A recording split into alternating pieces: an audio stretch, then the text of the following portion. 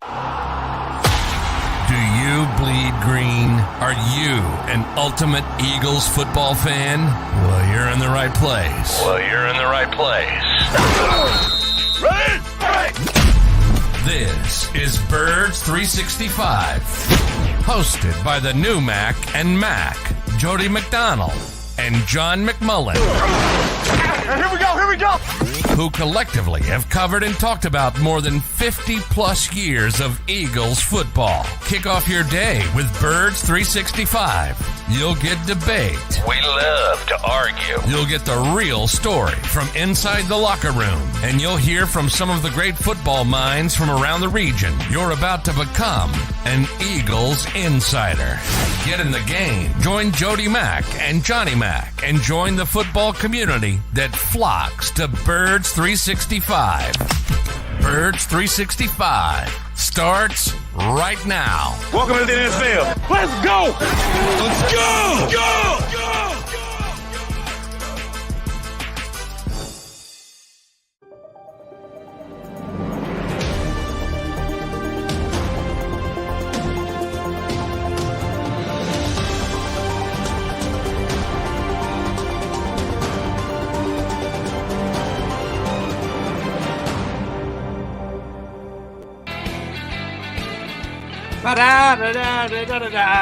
Johnny McMullen, what's going on, my friend? How was your day at the Lincoln Financial Field there yesterday? Oh, who doesn't want to be at the Link for a last-minute practice shift over there? Expedited practice there. What's going on, everybody? How you doing? My name is Mark Farzetta. I am a Mark, not a Mac. I'm filling in for one of the Macs, Jody Mack, today and tomorrow as well. John McMullen will be with us here for the first half hour of the show. Look forward to that conversation. We'll also be joined by Bill Calarulo, who will be joining us coming up at 8:30, shortly after 8:30. And then we'll be joined by Mike Gill of 97.3 ESPN South Jersey to talk all things Eagles and kind of look around the NFC East to see if there even really is a threat to the Eagles at this point. So now's the time where we feel ourselves a little bit there, John. But the Eagles were feeling themselves a little bit of practice yesterday. Here's what I find interesting. John, yesterday was such a big day in Philadelphia sports that there was from what I understand, a vicious fight at training camp. And nobody gives a damn because Michael Lorenzen threw a no-hitter yesterday for the Phils. But a fight nonetheless. What happened in that little tussle? Yeah, well, I don't think it was a fight. I think it was more of a pushing match. But, yeah, because it involved Derek Barnett, I think it got a little bit more hype than it probably deserved. You know, I happened to be standing basically right in front of it, and I was on the defensive side. And I saw, it kind of depends where you are, right? If you're doing these things, it's not on TV. A lot of guys are on the other side of the sideline with the offensive guys. It's Derek Barnett. He's got the reputation. But I got to tell you, Mark, I was like 10 feet away from the defensive guys. They were not happy. They thought it was a dirty block. And it was borderline, and all of a sudden Derek Barnett gets up, pushes Landon Dickerson. Then it becomes, oh, it's Derek Barnett. It's always him, blah, blah, blah. So I'm not so sure about that. People are going to default to because of Derek's reputation, but it's one of those things in camp. I think it was definitely overblown because of who was involved. Ultimately, though, it's not a penalty unless they call it, and they didn't call it. And Derek Barnett's got to get. That's the one. That's a legitimate criticism. If it's a game, maybe you did get screwed, but you can't make it worse by getting 15 yards on top of it. And we've seen that too much with Derek Barnett. Just looking at people's account of the situation and reading your account of the situation and listening to it right there, it sounds like the hit wasn't necessary for it being a practice for a guy returning from an ACL injury. Well, yeah, that's part of it too. He's returning from there was one defensive player who was really fired up from the sidelines, veteran defensive player. I don't want to, but, basically said, clean it up, even though we don't have to on YouTube. Come on, Landon, one of those types of things. So, yeah. Probably not necessary for a guy coming back from an ACL injury. And that's probably why he was a little bit more upset than maybe he would have been if it were a normal situation where he wasn't coming off that rehab. And maybe the underreported part of this, all of this, is, man, they're trying to get Derek Barnett involved. I'm sitting here looking at this defensive line, and we were talking about Moro Jomo, rookie, speaking after practice. They have so many guys who belong in the NFL. You can't play all of them. And Derek Barnett, he's like the fifth edge rusher, but it's only practice, right? But they're trying to get him involved. Mm-hmm. And I'm talking first team reps. It's Sean Desai's throwing he's throwing the kitchen sink at the offense over the past couple of days. I don't know if I think it's more about evaluation, trying to see what he has with certain players. But I think I mentioned yesterday on the show with you, he had a 4 safety look, he had a 4 defensive tackle look, some of this wacky stuff. And Derek Barnett's part of that. They got those 5-man fronts, Josh Sweat's dropping into coverage, Derek Barnett's dropping into coverage. Some wacky stuff. So maybe Eagles fans will get what they want because, they thought Jonathan Gannon was too vanilla. Right. To just put as Jody would say, to put a bow on the tussle, the shoving match, just as far as what started it, did you think that the block was, you said borderline maybe? Did you think it was an unnecessary kind of hit for a practice? Did you think it was called for? What did you think of it? It was a wide receiver screen, which, for anyone who watches this show, drives me crazy. I can't stand that play. It's the ugliest play in football. I did not know that, but I literally just ended my show with a rant on the bubble screens because I am not a fan of the wide receiver bubble screen. But yes, go ahead. And by the way, it worked. They got a first down. It was a backed up period. But that's the thing. In college, it's kind of fine. I think, that kind of trickled up from college. College is like the Wild Wild West. You can block whoever the hell you want. You can go downfield. They don't care half the time. In the NFL, they're more stringent. How many of those illegal man downfield penalties have we seen for the Eagles over the past 2 years since Nick Sirianni has gotten there? They're a lot stricter. So my point of saying that is they could have called it a penalty.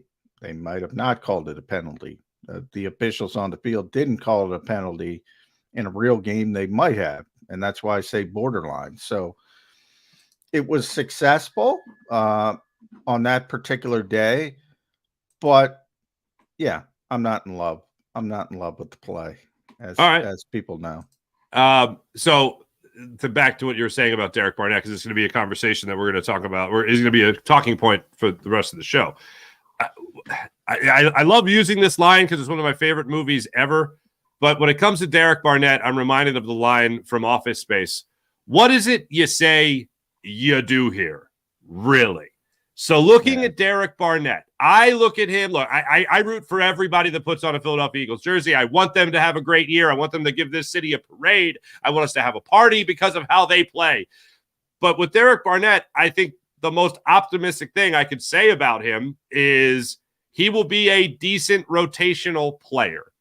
Is that the bar for Derek Barnett? Do the Eagles actually think it's higher than that? Do you agree with that bar? Where do you sit on Derek Barnett and what it is exactly that he does here? I agree with your description. He's a solid rotational player. The Eagles think more of him than everybody else. They like him as a player. They think he's a really good player. Jody and I have discussion all the time. He was a first-round pick, right?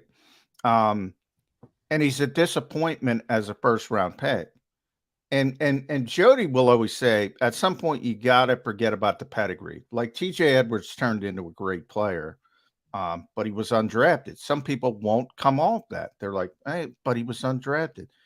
Look at him on the field. Now I'm seeing the same thing with Reed Blankenship. Guy's just a good player. I don't care if he was undrafted. I don't know if he's going to get to TJ's level, but we'll see.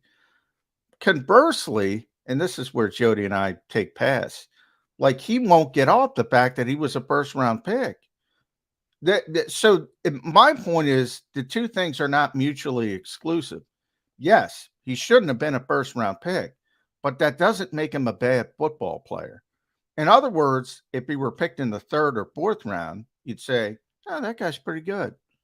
So at some point, you have to put that, it works both ways. You have to put the first-round nonsense in the background and say, well, can he help me? Is he a good football player? He's a good football player. Is he worthy of being the 14th pick in the draft? No. And that's why guys like that usually get their second chance in other cities, because people never forget it. He's a first-round pick. He's a first-round pick. He's a first-round. He didn't live up to it. He's not Reggie White. He went to Tennessee, broke his sack records. All that nonsense. He carries that baggage in Philadelphia. If he went to another city, and probably Derek should have, to be honest, he would have gotten a second chance, and they would have been, he's a pretty good player. He's a rotational defensive end. That's what I think he is. But the Eagles don't even need that if they're healthy, because it's Reddick, it's Sweat, it's BG, and it's Nolan Smith. It's a great insurance policy if one of those guys gets hurt, but it's an insurance policy. A luxury, maybe, even. So to your point, because he's a first round, I mean, let's call it what it is. If he's not a first round pick, is he still here? Yes. Oh, you think he is still here? In fact, I think he'd be, if he was a 3rd round pick, I think, he'd be in better stead, because they would, he'd have it would be a different framework. It would be, oh, that guy's solid. But once you have that tag, you're the 14th pick in the draft. The 13th pick was Hassan Reddick. Once you have that tag on you, you got to perform like you're the 14th pick in the draft. So yeah, that has certainly hurt him in this city. People will not recognize he's not a terrible player. And, there are certain guys you will see that, we're up against it if they're on the field. If you're a fan, Nicholas Morrow, you're probably up against it. If he's got to play a lot, it's probably going to be an issue. He's not that guy. He's a solid player, not a great player, solid player. Gotcha. One of the things I saw, I think you were on with Mike Gill yesterday, if I'm not mistaken. I think you were doing a hit with Mike, who's going to be our guest at 9:20 today. And you were talking about the backfield. And Nick Sirianni has said the same thing about the running backs as he said pretty much about the right guard spot. There might be a front runner, but Nick Sirianni says, oh, no, Cam Jurgens, I don't have to name the number 1 guy just yet, so we're not going to say anything. But this backfield, there's the stable of running backs that the Eagles have right now with Kenny Gainwell and DeAndre Swift and obviously Rashad Penny and all these guys. Everyone knows the roster. But there seems to be a front runner for the guy that's closest to RB1 right now. Who is that man, John McMullen? Kenny Gainwell. Gainwell. What? Yeah. I know. I get so much grief over that. Like, I'll never stop saying it, Mark. I think people want me to lie to them. Look, I mean, just because you think Rashad Penny is Rashad Penny, first round pick coming into the league when he was healthy. All right. He's not that. He's been injured 150 times. DeAndre Swift, St. Joe's Prep, Billy Kid, blah, blah, blah. He went to Georgia, 35th pick in the draft. He's never run for more than 617 yards. They like Kenny Gainwell. And Kenny Gainwell is the one getting the most reps with the first team. And more than that, getting the most high leverage reps. They were backed up on that drill we were just talking about with Derek Barnett. That came in a backed up period where they're coming off the goal line at the 2-yard line. So they work on that. Who was in there? First down rush for 5 yards? Kenny Gainwell. Red zone work, first team. Who's in there? Kenny Gainwell. first team, running it up the middle. It's August 10th. Over the next week, they have 2 preseason games. They have 2 joint practices with the Cleveland Browns. There's still time for other people to close the gap, especially with the pads on at that particular position. But if they were playing a game, if they were playing a real game against Baltimore on Saturday, Kenny Gainwell would be the starting running back. Wow. I know a lot of people looking at that and they're surprised because they, like you said, they want to be lied to, but you got to tell it, you got to call it as you see it there, John. So I'll ask you this: with Kenny Gainwell being here, DeAndre Swift being here, and like I mentioned, the stable of running backs and all that, are the Eagles going to miss Miles Sanders this year, or are they going to be pretty set at the running back position? I don't think they're going to miss him that much, but I think it has more to do with the quarterback and the offensive line, to be honest. I think the quarterback helps the running backs on this team by manipulating the spacing of the defense. And the offensive line is just, if those guys are healthy, and yeah, Cam Jurgens, sorry, Nick, he's the starter at right guard. You're not fooling anybody. He's looked fine. No issues whatsoever. It's the best offensive line in football. The Eagles' defense, Mark, cannot stop the quarterback run game. They can't. It's embarrassing. And part of that is Jalen Hurts. But they can't even stop it with Marcus Mariota. They can't stop it. And that's luckily, if you look at their schedule, they start out with Mac Jones and Kirk Cousins and I forget who week 3, Baker Mayfield or Kyle Trask. They don't see somebody who can gash them like Jalen could until Josh Allen in November, like Thanksgiving time, barring injuries or, other quarterbacks, backups starting to play, things like that. But they're really having a difficult time of it. And that's Jalen. I mean, it's hard to stop. +1 in the running game means +1 in the running game. You can't account for him. That's why it's so difficult.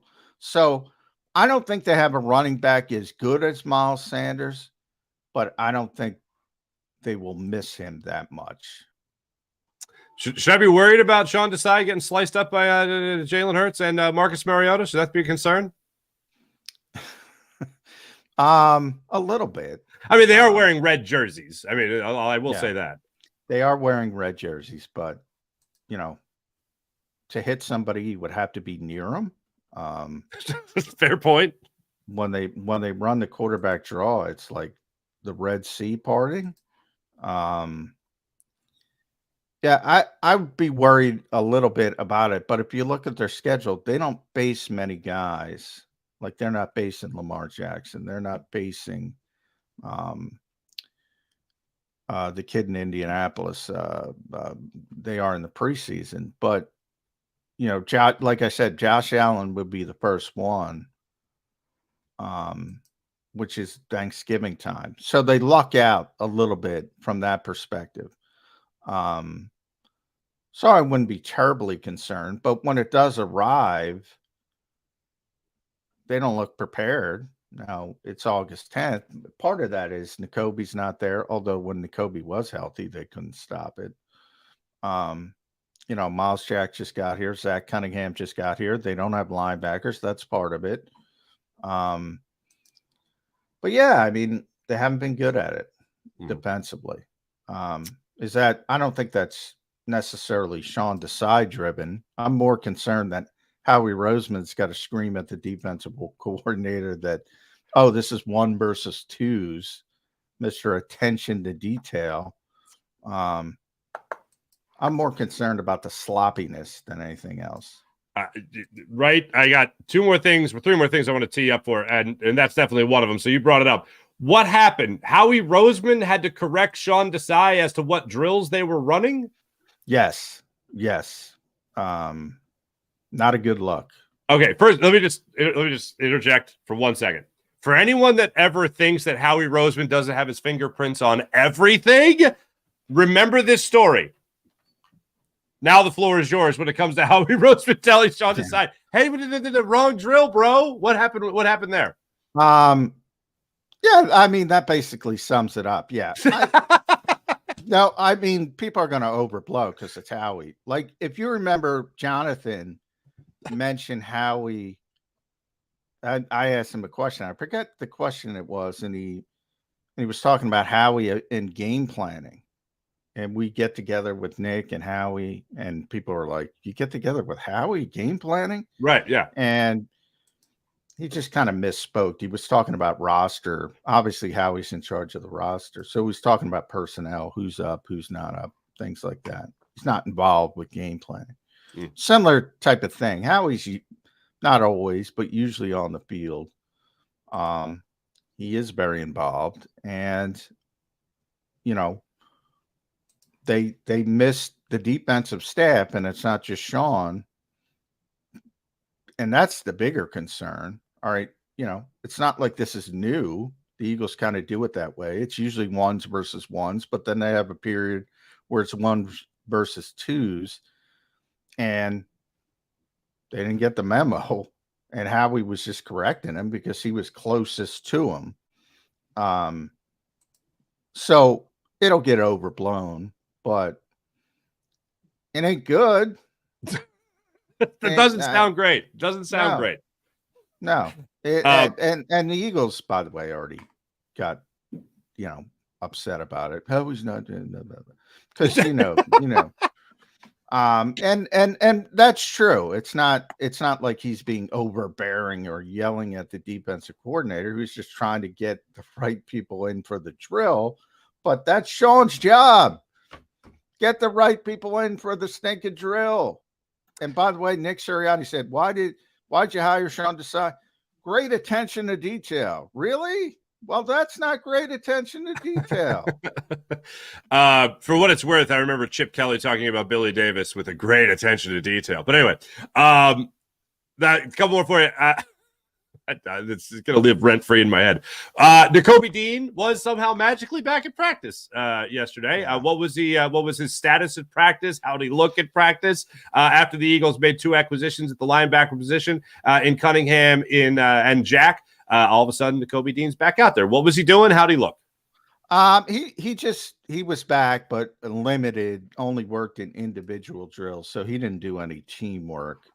So we're not going to get a feel for how the Eagles are going to handle linebacker moving forward until he gets back on the field, probably against Cleveland. I doubt very much he plays against Baltimore, or they put him back in team drills today, because then you get the question, well, why is he not playing against Baltimore? So my guess is he'll be limited again today. He will not play in the game, and then he'll be back next week for the joint practices against Cleveland. And then you'll get to see how they're going to handle it, because until Nakobe's there, like Miles Jack, it's they threw him right in. He's getting first team reps with Nick Morrow as sort of a pass defense duo. And then he's getting third team reps with Ben Van Sumeren. And Zach Cunningham's getting second team reps with Sean Bradley. That's how they've been handling it without Nakobe. With Nakobe, I get the sense that they think Zach is the better run defender and Miles is the better pass defender. So they might piecemeal it. Early downs, Nakobe, Zach Cunningham. Obvious passing situations, Nakobe, Miles Jack. Or it could be they both have nothing left and they go with Christian Ellis or Nick Morrow or Mark Barzetta or somebody outside the organization. Yeah. Everything's on the table at linebacker. I can go side to side, John. I can go side to side, man. Sideline to sideline all day. Good lateral movement. Oh, absolutely. Yeah, great hit movement, no doubt. Tremendous lateral movement. You're a Manny Mota-like pinch hitter on Birds 365. You do it all. Hey, you've seen me hoop, man. You were our coach. You were what? Yeah. When we took on the what was it, the Sprinklers Union? Yeah. I'm 0-2, shockingly. John, you know what? I think you've lost the locker room, to be honest with you. When Miles Jack addressed the media yesterday, he was talking about jobs he was going to undertake if he didn't return as a linebacker in the NFL. How close did he really get to trade school, John? He said he wanted to be a plumber or a carpenter or an electrician or something. Yeah. Electrician. Yeah. Wait, we might be playing basketball against him next year. Who knows? But how serious was he about applying his, for trade school? I think it was pretty serious. I mean, he said he's got a lot of money. He doesn't have to do anything, but he's not one of those people that wants to sit around and do nothing. So I think it was pretty serious. I like the fact that he's like, for the pending zombie apocalypse, he wants to be able to build something or fix something in case, you got to be ready for the zombies. So I like his thought process. I'm dead in the water if the zombies show up. I can't fix anything. So I was going to ask you two things on this subject, John, just for some funsies here before we wrap up with you and you go to your Eagles responsibilities here. If it was a zombie apocalypse, what's John McMullen doing? What are you, like the first to go on the TV show for zombie apocalypse? I'm the first to go. Oh, I've had 6 knee operations. I don't have good lateral movement, Mark. So it depends. Is it World War Z zombies that chase you down like they run 4-4 in the 40? I got no shot. If it's the old school, walking like, they move 10 inches every 10 minutes. Then I got some savvy. I can survive that. But if they can run like the Brad Pitt movie, I got no shot. Gotcha. All right, and then this last one. If you weren't writing, John, what would you be doing? Would you be an electrician? Would you be a carpenter? What would you be doing if you weren't writing? What's the gig for John McMullen if he's not writing? Or obviously hosting Birds 365? Yeah, that's a good question. I'd probably be living under a bridge somewhere. I don't. No. I should just be a troll living under the Walt Whitman. No, you don't want to be under that. I'm trying to figure out how I can fend for myself. It's funny. It's funny you bring this up, Mark, because to my parents, I was like a genius because I could do little things around the house. I could fix little issues. To my wife, I'm the biggest idiot in the world because I can't do, I can't change doors or I can't build a shed or, I'm not Amish. So it depends. It depends on who is sort of valuing you or judging you, Like I can use a screwdriver. So I beat my, and a hammer. So I beat my parents. They thought I was Mr. Handyman, and the opposite with my wife. So, what does your father do for a living? He was Newman on Seinfeld. He was a U.S. postal worker for many years. Well, you do know the difference between a flathead and a Phillips head screwdriver? Oh yeah, off and running. We're off and running, ladies and gentlemen. Oh, I got the tool. I got the whole thing. I'm like the Derek Barnett of handiwork. I'm competent, but I'm not a first round pick. Gotcha. I can relate a little bit to that. My father-in-law was not Mr. Fix-It, and I remember taking out my ratchet set, with my tools and all that stuff. Yeah, I got a ratchet set. See, that's what. Yeah. And my wife goes, "What are those?" And I'm like, "You never got this for your dad for like Father's Day?" She's like, "Oh God, no!" Like, Frankie Wrong Wrench, not a chance. John, anybody you're looking forward to see maybe break out a little bit over the next practice or so before the kickoff on Saturday? Well, there's only one practice. I think, what are they going to do in that game in Baltimore? I had to go back to last year. The starters did play for the one series, and Jalen Hurts was perfect, 6 for 6, but which kind of foreshadowed the season in many ways. But this year they have Cleveland coming in like immediately, on it'll be Saturday, it'll be Monday. So, and that's when they want the starters to get all the work. So it's going to be interesting to see how they handle it from a playing time standpoint. And then the greatest streak in sports, the Eagles have a chance to make history by stopping the Ravens' 23-game preseason winning streak, which is unbelievable. Unbelievable, that thing. How do you win 23 consecutive preseason games?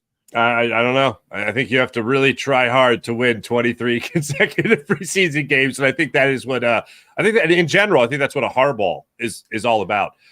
John, great catching up with you as always. You and me tomorrow for the entirety of the show, so I look forward to that, John.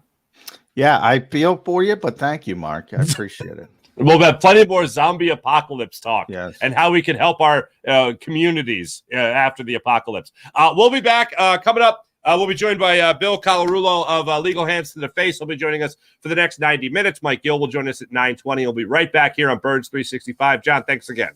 Thanks, Mark.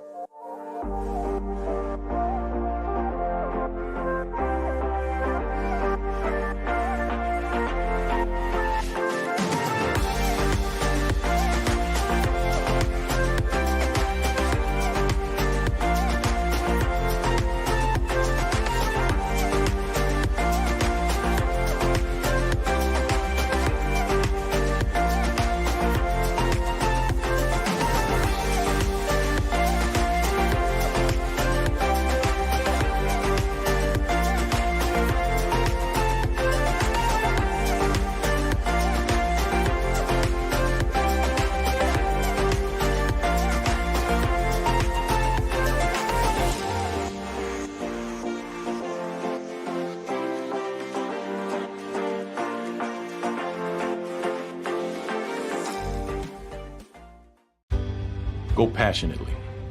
Go fearlessly. Go confidently. Go Birds!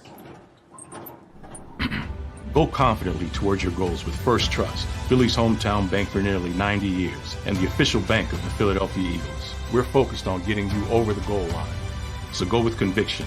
Go with trust. Go Birds! And go forward with us by your side. First Trust Bank, the official bank of Philadelphia dreams. Oh, and go Birds.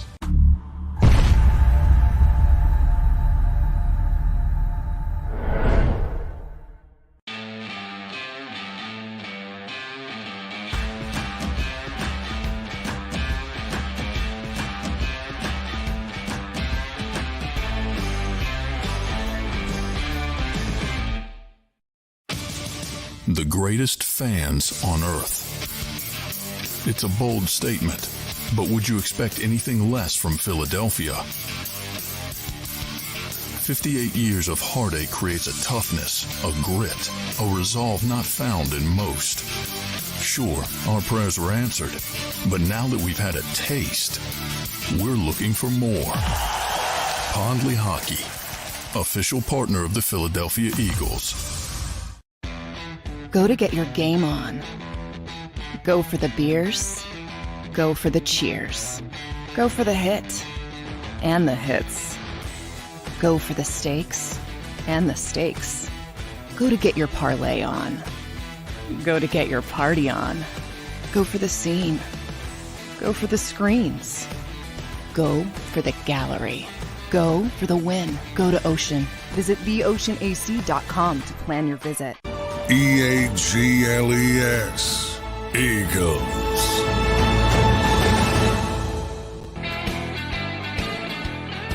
Welcome back, everybody. Joining us right now, Bill Colarulo of Legal Hands to the Face. Bill, nice to be with you again, man. How you doing? Not too bad, my brother. How are you? I'm doing fantastic. As I started off the show by talking to John McMullen about this. Here's how big a day it was in Philadelphia sports yesterday. There was actually a training camp fight. And nobody really talked. People talked about it for like an hour, and then the Phillies threw a no-hitter with Michael Lorenzen on the bump for them last night. So that's pretty incredible. But whenever there's a training camp fight, I don't know what it is, Bill, but it warms my heart to know guys are agitated that early in the process. So the game hasn't even been played yet. Preseason hasn't even started yet. You haven't even had a joint practice yet, and you're literally hitting your own guys to the point where you're taking exception to it. Now, according to John, it was a borderline hit by Landon Dickerson on a bubble screen. a wide receiver screen, and Derek Barnett just took exception to it. It sounded like Barnett didn't like the hit in the setting of practice, and him being a guy coming off an ACL. That's what he took exception to, more so than just the hit itself. The context definitely mattered in this situation. But anytime there's a tussle, I don't know about you, but it warms my heart. Normally, it would warm my heart. Anybody else, it would warm my heart. But the fact that it is Derek Barnett just rubs me the wrong way, because this is a guy who we have seen since he's come into the league be so undisciplined, and especially with personal foul penalties. And now he gets another one in training camp against his own team. This is a guy I was hopeful was going to come into this season and maybe mature a little bit, maybe finally be able to contribute to this team. Personal foul in practice. I know it's just training camp, but if this is a sign of things to come, that this guy is still undisciplined, it's going to be a problem. Yeah, I don't know how a player gets out of his own way, like a guy like Derek Barnett, who, two things. One, he's pushing to come back from injury. And then on top of that, he's pushing to make sure that he gets himself a roster spot on this team. That's what he's fighting for right now. And the way, and you and I were texting a little bit last night about it, but the way I look at it with Derek Barnett is he's a rotational player. The guy's a rotational player. That is his peak. That is the height of his career, will be a rotational player with the Eagles. Maybe he's able to hit a reset button somewhere else, and he's able to really prove himself as a first-round draft pick. I just don't think it happens here in Philadelphia. I think his ceiling, especially with who's in front of him that are going to be going after the quarterback this year, edge rushers on this team that I think have a far better pedigree than he does. I think he is just fighting for scraps off the table right now when it comes to breaking into this Eagles defensive line. Well, let me give you the bad first on Derek Barnett, and then I'll try to end it with a little positive here. So the bad has been, in 6 seasons with the Philadelphia Eagles, he has more penalties than he does sacks. He has 29 penalties in his career, 10 personal foul calls, and he only has 21 and a half sacks. So that is the bad, okay? That's pretty bad. Pretty bad. Pretty damn bad for a first-round pick taken 14th overall. A guy who, I hate even putting his name in the same sentence as Reggie White anymore, but a guy who broke Reggie White's record at Tennessee for the most sacks in Tennessee history comes into the league and has more penalties than sacks. So a disappointment is an understatement. But the positive here, and I'm grasping at straws here, Farzy. Okay. The positive is you look at Brandon Graham. Brandon Graham, at this point in his career, what Derek Barnett has, 6 seasons under his belt, only had 23 and a half sacks. So BG was a guy who came on late, as we know. Since that point, in his next 6 seasons, BG had 46 and a half sacks. So almost double what he had his first 6 seasons. So let's hold out hope. Maybe we see an end of the career for Derek Barnett the way BG has come on late. I don't have confidence, because I just think they're two completely different players. You see the way BG is, and you see the way Derek Barnett is. BG didn't have a problem with discipline. He didn't have a problem with stupid penalties. I mean, and they have been, I don't have any specific memories right now of exact plays. I just remember watching games over the last few years and being so frustrated when you'd see Derek Barnett just take a stupid penalty that really changes the momentum of a game. Yeah, don't be a guy out there that's going to hurt us. You know, if you're going to be a guy, I understand that you might not help the Eagles, but if you're the Eagles, you're looking at Derek Barnett saying, okay, look, we understand you're not going to do a lot to help us in this situation, but if you could just kind of break even here and not hurt us and not take away from our chances to win a football game, that's a pretty big step. But go ahead. No, what? I mean, he's still only 27 years old. That's the crazy thing. He's been around for a while, but he's still only 27. So it's not as if this guy's career is over. He just has to fix these stupid penalties and get back to the guy he was at Tennessee. We saw his skills in college. He knows how to rush the passer, but he's got to get more disciplined. If Nick Sirianni and Sean Desai want to be able to trust this guy on the field, you mentioned how deep they are at the edge position, you got to be disciplined. You can't hurt the team, as you said, Farzy. I'll go back to with that 2017 draft and him going 14 overall. I don't want to say he went under the radar, because, yes, when you attach Reggie White's name to somebody else in any case, which I always thought the sack record, there should be an asterisk there at Tennessee. When you think about the idea of because what he played in how many more games than Reggie White did? It was a huge amount of the games difference between the amount that Derek Barnett played versus the amount that Reggie White only played at college. But he's a 14th overall pick. I remember still, though, people being more hyped about their second round pick that was supposed to be the steal of the draft in Sidney Jones. And that, of course, ended up being a bust here in Philadelphia. He couldn't get over knee issues. The biggest thing he did when he was here is he lost his cell phone at the Super Bowl parade, and a fan returned it to him. Like, that's like the biggest thing. But if you look at that draft, nobody really jumps off the page. I mean, Mac Hollins, Rasul Douglas, Donnell Pumphrey in the 4th round. Nate Gary ended up being one of your starting linebackers for you there. It's like nothing really jumped out to you about that draft that Derek Barnett came in. Their best rookie that year was an undrafted running back named Corey Clement, who ended up coming up with a great record there for himself in the Super Bowl. But it's crazy to think about that draft class. And Derek Barnett was supposed to promise a lot as an edge rusher, and Sidney Jones was supposed to promise a lot. And of the two, they might have given you the least. Or of the draft picks they had that year, they might have given you the least when they had a lot of hype coming into the season. Well, that was before Howie Roseman decided, you know what, just draft Alabama and Georgia players. Yeah, you learned a lot. Right. You just go with the SEC, take the biggest names, and you're going to be just fine. The one thing that Derek Barnett will always be remembered for, though, of course, is recovering that fumble in Super Bowl 52. So that's his claim to fame. In fact, if you go to the Eagles media guide, they have career highlights, and a lot of guys have a lot of things written. The only thing Barnett has is he recovered the fumble in Super Bowl 52. Yeah, because he hasn't done much other than that. Fell in the right place at the right time. Every time we talk about Derek Barnett, this always comes to mind, and I have a lot of trouble really thinking of somebody like this. But has there been anybody like Derek Barnett across the board, not just football, like across the board in Philadelphia sports, that has had such an important, great moment? Like their best moment is the most important moment, and then there's just nothing. And to your point, I didn't even know that about the Eagles website, but this supports that theory incredibly. That one great play, and then everything else is nothing. Like maybe it's the biggest, that and the Philly special, 2 biggest plays in a franchise's history. And Derek Barnett obviously had a big hand in one of them, recovering that fumble. Brandon Graham made the play. He recovered the fumble. But everything after that, it's like most fantastic thing we've ever seen or nothing. It's hard to think of one person that has had that drastic of a difference in the way they've played football. Well, the reason it's so hard, too, is we haven't had many championships here. Sure. And we got the 08 Phillies. We have the, 1983 Sixers. I, unfortunately, was born about a week after the Sixers won the NBA championship in 1983. I thought I was going to go my whole life without seeing a championship. That was my biggest fear. So I've only had the 08 Phillies and the 17 Eagles. Yeah, we've been few and far between in the championships, unfortunately, but hopefully that changes in the not too distant future here, especially with a guy like Jalen Hurts. One other name I want to get in here regarding the defense. You had mentioned this right at the end of the show yesterday. Somehow, magically, Nakobe Dean was back there on the football field in a limited capacity, back from the ankle injury. But they go out there and they sign Cunningham. They go out there and they sign Miles Jack, and all of a sudden, Nakobe Dean's back out there. Do you think we see him in preseason game number 2? Because I don't think we're seeing him in preseason game number 1. It's so hard to tell with Sirianni. You never know. I mean, he really puts a value on these joint practices more so than the preseason game. So I don't know if you're going to see Dean.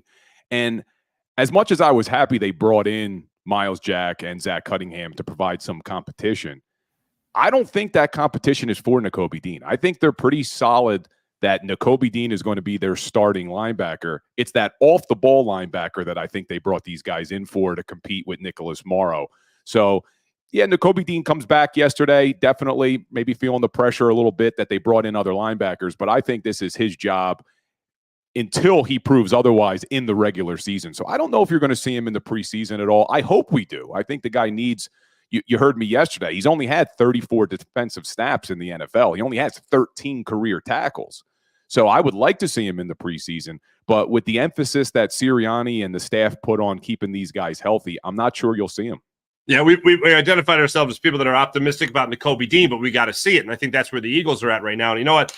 If a knock on a player, if like one of the biggest knocks on the player is that he hasn't been spectacular, That's not that bad. That's not terrible, especially when you consider the bar that's been set at the linebacker position for the Eagles over the years. And we don't need to go into that depth chart over the years. There, I already mentioned Nate Gary, but it hasn't been a high bar for the Eagles. But when you look at a guy like Nakobe Dean, he's coming in here with that Georgia Bulldog pedigree. He's coming in here as one of the many Broad Street Bulldogs to be playing on that Eagles defense.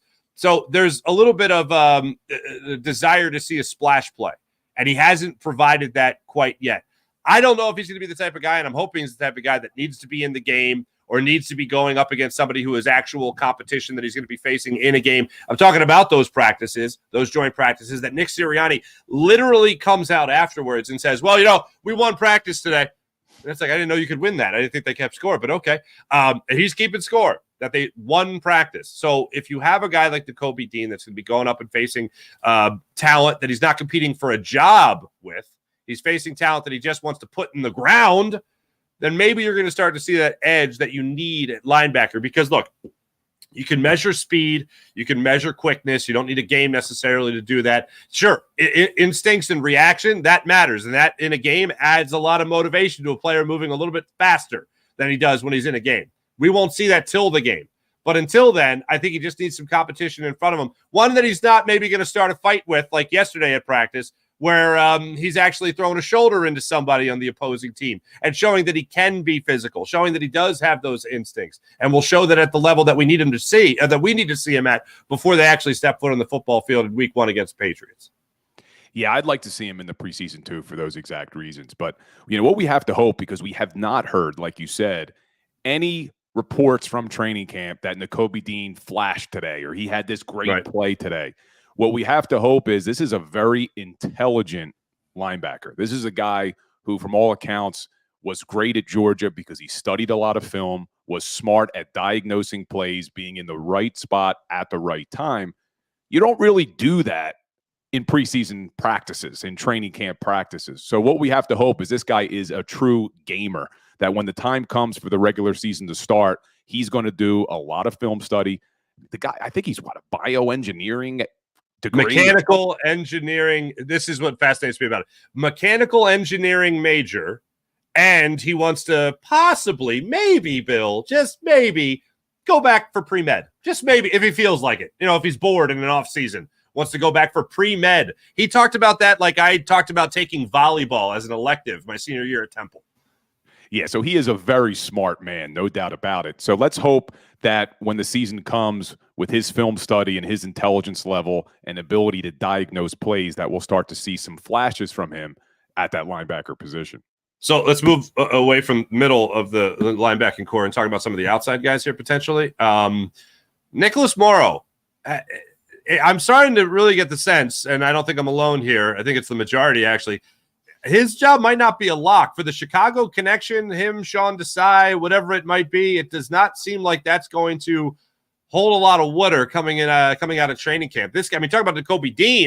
You and I and most people think, yes, he's the starting linebacker, middle linebacker for this defense come week 1. But Christian Ellis coming on strong, going out there, getting guys like Cunningham and Jack, and obviously already having that raw talent in Von Sumeren. The guy that they want to mold as a linebacker as well. Nicholas Morrow might be in danger here of losing a job. Yeah, I said it yesterday. You really have to look at their actions. And they only gave Nicholas Morrow a 1-year, $1.15 million deal. They gave Miles Jack and Zach Cunningham more than double that in their 1-year contracts. So I don't think that Nicholas Morrow was a guy that they were very high on anyway coming into camp. And there's a reason that he was available. There was a reason Chicago, he played 100% of the defensive snaps for the Chicago Bears last year, and they had no problem letting him walk and picking up TJ Edwards. So I think Nicholas Morrow is a good backup linebacker. He's a serviceable linebacker. If he has to come in, he does get a lot of tackles. I think he'd be okay if for some reason he has to step into that position. But I think the Eagles and Howie Roseman wanted to upgrade that off-the-ball linebacker. That's why they brought in Miles Jack and Zach Cunningham. And you're already seeing Miles Jack get first-team reps, which is crazy. I know it's because Nakobe Dean has been out, but they're already giving this guy first-team reps. And then, like you mentioned, too, Christian Ellis, another guy who hasn't played a lot of defensive snaps in the NFL, but a lot of people have been high on him. We talk about Nakobe Dean not making flashes in training camp and OTAs. All you hear coming out of these OTAs and training camp is watch out for Christian Ellis. Another big play today. Another big play against the first team offense. So I had Barrett Brooks on my podcast recently, and he's been high on Christian Ellis all summer long, saying, watch out for this guy, watch out for this guy. So we'll see how things go. But, yeah, I don't know how much confidence they have in Nick Morrow bringing in not one but two veteran linebackers this week. All right. When you're a defensive coordinator, there's a couple of things that I'd like to see here. And Sean Desai, obviously, one of the new coordinators on this team, along with Brian Johnson. Brian Johnson's been here for a minute. So Sean Desai is supposed to have this great head on his shoulders. Just talking about him with John McMullen, very organized, very great attention to detail. Coaches love throwing that out. GMs love throwing that out when they hire somebody, right? So far, very much they've struggled against Jalen Hurts and Marcus Mariota in trying to contain them when they scramble, and they try to buy time behind the pocket or scramble, whatever it might, or behind the line of scrimmage, or scramble. They're having trouble containing the quarterbacks. And then I see this story about Howie Roseman having to yell to Sean Desai that he is running the wrong drill at practice yesterday at the link. Not an open practice, so nobody was there other than the team and the media. I'm looking for Brian Johnson to just get an opportunity to call plays, and I won't see that until it's time to call plays. But you know what I'm not reading about Brian Johnson? How he is unorganized or doesn't know what drill they are in. You know what I'm reading about Sean Desai right now? He is unorganized and doesn't know what drill they are in right now. At what point do red flags start to really go up about Desai? Do we got to see a defense being burned in a preseason game? Because all we ask for in the training camp sessions is organization, having your guys ready to go. And he apparently did not have that yesterday. Yeah, that is not a good look. Not a good look at all when your general manager is yelling at your defensive coordinator he's doing the wrong drill. The only thing I guess we could hope is we know Nick Sirianni runs really quick, efficient practices, but Desai better get on the same page, man, because that is not a good look at all. And, we talked about a little bit yesterday, Brian Johnson's play calling, things like that. Sean Desai, you have to be quick. In the NFL, these plays are coming in fast. 2-minute drill is quick. You better, if you can't get a drill organized in training camp, it is not a good look when you're thinking about how you're going to go against these other NFL teams for regular season games. You did mention, too, they haven't been able to stop Hurts and Mariota. The positive there, though, is not many teams could stop Hurts last year. Right, running the ball. I mean, he's one of the best quarterbacks who can run the ball in the NFL. And they're not really going to see many runners from the quarterback position this season, fortunately. Tua can do it a little bit. They have Josh Allen. They're going to have to play against Kyler Murray, maybe, if he's healthy. But, other than that, there's not a lot of guys who could run the ball from that quarterback position. So that doesn't concern me as much. Jalen Hurts is one of the best that can do it. But not being organized for a drill, that's a problem. It literally is the bare minimum. It is the bare minimum, Bill, that they just go out there and they just have their guys ready to go. And I understand he's only been a defensive coordinator 1 year in his life, in his NFL career. And he was a head coaching assistant to Pete Carroll when he was in Seattle. And that's a big title. I mean, Andy Reid, when he was in Green Bay all those years ago, was a quarterback's coach. He was a tight ends coach, but people didn't look his way until he had that assistant head coach title attached to his name.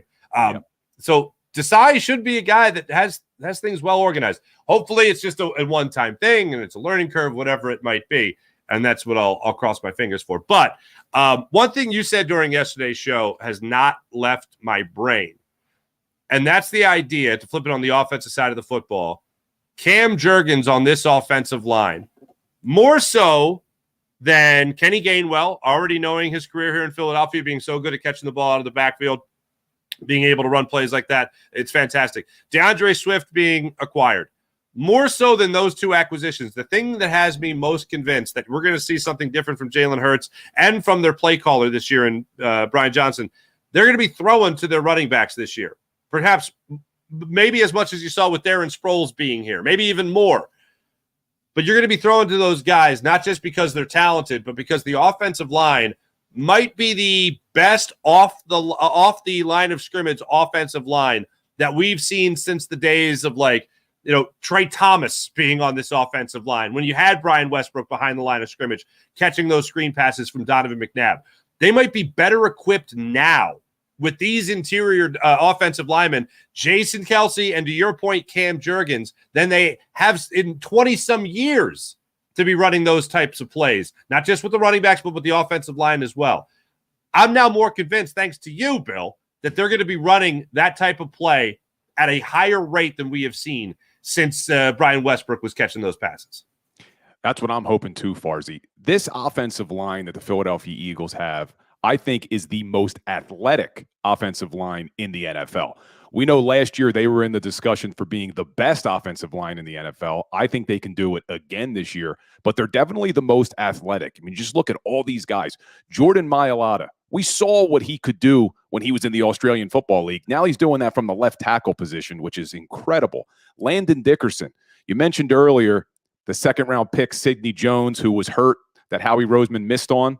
Well, talk about a great draft pick in Landon Dickerson. He was also hurt coming out of college. The Eagles take him in the second round. A lot of people weren't happy about that. Well, that one turned out to be a great pick. Landon Dickerson has a real shot to be a Pro Bowler this year with how good he is at the left guard position. And then Jason Kelce, Hall of Famer, his athletic ability. You add Cam Jurgens into the mix and Lane Johnson, who's a former quarterback. This is a very athletic offensive line. I would love to see the Eagles bring back that screen game and have these guys on the move in open space, getting downfield, blocking some of these smaller cornerbacks and safeties, and putting the ball in Kenny Gainwell and DeAndre Swift's hands. This is going to be a really fun offensive line to watch. It absolutely is. The other thing about that particular play is that they have so many different ways to beat you. It's not just with the screen, but I can see those wheel routes coming back as well. That goes a little bit more towards the idea of the running back having wide receiver hands, as Nick Sirianni talked about with DeAndre Swift, seeing those kind of routes where you don't have to worry about your offensive lineman getting off the line of scrimmage and getting downfield to make blocks for you, but you just literally dial up that play. On that note, how often, because I'm thinking about this as well, are we going to see, like we saw with Darren Sproles lined up in the slot a lot of times with Doug Peterson's offense? Are we going to see DeAndre Swift line up in that spot as well? And I'm not just talking about him lining up there as a technical wide receiver screen where he's going to be popping under for a bubble screen or anything like that, but actually have him up there maybe running, 5 and ins, whatever, a slant route, something like that. Do you think we're going to see him as that diverse a receiver in this Eagles offense? I do. I do think you're going to see him spread out a little bit. And I think a lot of that's going to come down to how good is Quez Watkins going to be this year. Again, all these reports coming out of training camp is he's had a great camp. He's come in with a great mindset. If he can actually step up to be the wide receiver 3 that everybody was hopeful we were going to see last year, you may not see Swift lined up in that slot as much. But if the Eagles need to improve that wide receiver 3 position, a way to do it is by putting Swift in the slot. It's also nice because, we were talking about these defenses and being able to adjust quickly on the fly, is they see the personnel that's coming into the game and they're able to adjust accordingly. It's nice to have a running back that can flex out to the wide receiver position, because now you may get a mismatch where there's a linebacker on DeAndre Swift in the slot. And that's going to be a really tough ask for a linebacker to try to guard him. Mm-hmm. All right, coming up, first off, 9 o'clock today, or 9:30 today, we're going to talk to Mike Gill of 97.3 ESPN South Jersey. We'll get into all things Eagles with him. We'll continue the conversation about running backs, linebackers. We also have to talk about the Dallas Cowboys, because they already have some offseason drama brewing down there. Jerry Jones has already been talking that smack, or at least attempting to talk the smack, because we don't really take it that seriously here in Philadelphia. More point and laugh at it and say, oh, that's adorable, whenever the Cowboys have an issue. And Eric Bieniemy, this story out of Washington is fascinating to me, because apparently Eric Bieniemy, Bill, is it's a little bit of a hard ass. And apparently today's NFL player doesn't enjoy that too much. But Eric Bieniemy apparently is getting in people's faces. He's trying to rally guys to rally their emotions. He's trying to motivate them as much as he possibly can. And Ron Rivera didn't help the situation. He talked about it, and then shortly thereafter had to read from a pre-written statement about his new offensive coordinator, a guy that many thought should have been a head coach in the NFL many years ago, It's barely rubbing the modern NFL player a little too wrong, apparently. So we'll get into that conversation because it has to do in our division, and we will talk about any legitimate threat the Eagles have in the NFC East. So we'll get to all that and more coming up here on Birds 365.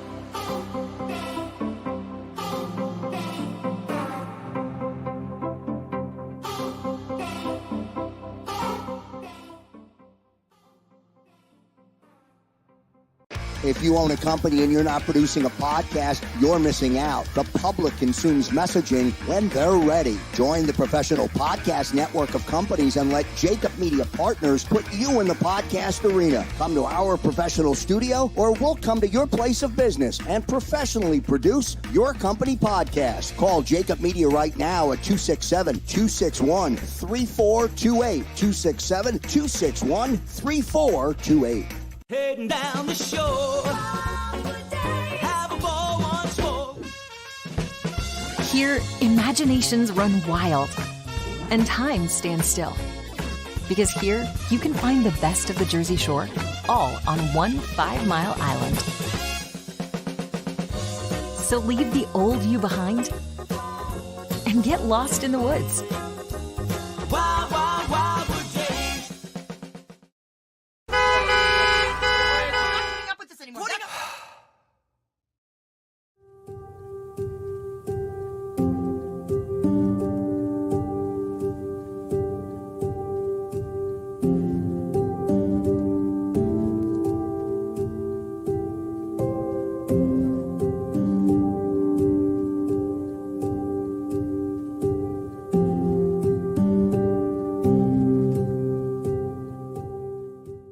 Score and save at Southeastern PA and Delaware with Colony Pools this football season, and let the experts close your pool with a custom Merlin safety cover in green for the birds. And if you join our Winter Watch team, we'll give you another 20% off, and Colony Pools will handle it all. Keep your tiles on your pool, not in your pool. Fly with Colony right now, Birds fans. Visit flywithcolony.com.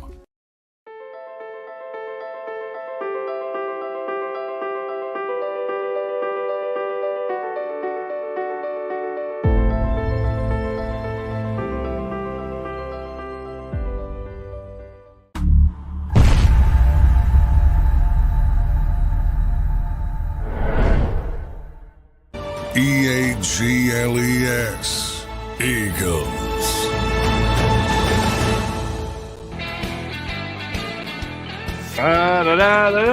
Bill, I think one of the best parts about doing Birds 365 is the theme song. I don't know what it is. It's got me. It's a good one. I don't know if it's a local band that did it or what the deal is. If it's just royalty-free music we can play over and over and over again. I don't know. But whatever it is, it's catchy, man. It's absolutely catchy. Hey, Bill, I know you got a law background. But Miles Jack yesterday said that he was about to go into trade school to become an electrician or a plumber. Do you have any trade skills? Could you build me a house? Could you build me a shed? How would you do in the zombie apocalypse that Miles Jack laid out there for the reporters yesterday when talking about how he wanted a trade that he could survive a zombie apocalypse with? I can't hammer a freaking nail, man. And it's crazy because I grew up with my grandfather. My grandfather basically built his house. I was around it my whole life, and I can't do anything, man. It's brutal. That's my Uncle John's a contractor. Was for many years. My dad learned a lot from him. I learned a lot from my dad. So I'm pretty good. And we just moved into a new house in January. So I am nonstop working. So I can do that stuff. When I'm not talking to the microphone, I'm like peeling wallpaper off a wall or, put something together for my daughter or building a closet. Which is a project I'm working on right now. So I love all that stuff. But I couldn't think of after an NFL career. Could you imagine your lights are flickering, call an electrician, and Miles Jack shows up to your house? Yeah. Let me rephrase too. I said I can't do anything. I put together IKEA furniture excellent, man. Oh, there you go. Those Allen wrenches. I'm good with the Allen wrench. I have a wonderful collection of Allen wrenches. Thank you, IKEA. I appreciate it. I don't have to buy the whole set anymore. I just have those from IKEA. I think they do that on purpose just to mess with you, that you have to do the little small damn Allen wrenches to put those furnitures together. But I like the little figure that's like, hey, idiot, this is how you do it. And they have this little stick figure kind of putting it together as you put it together. It's nice. It's like you have company. Looking at this Eagles defense, we've talked a lot about it, but I do have to go around the NFC East here for a second. I know this is unpopular, but I think in our role here, you got to put the fan hat aside for a second. You got to put on an objective hat somewhat. I think the Cowboys have a talented football team. I think the Cowboys are a threat to the Eagles. Like, look, a lot of things could go wrong for the Eagles this year. Let's acknowledge that. It is football. There's a reason they play the games. I think the Cowboys are a good football team, excluding any loyalty to the Philadelphia Eagles whatsoever, excluding all that. I think the Cowboys have a very good football team. I think Washington is a very well-coached football team. I think the Giants are a well-coached football team. But I think it's pretty obvious here.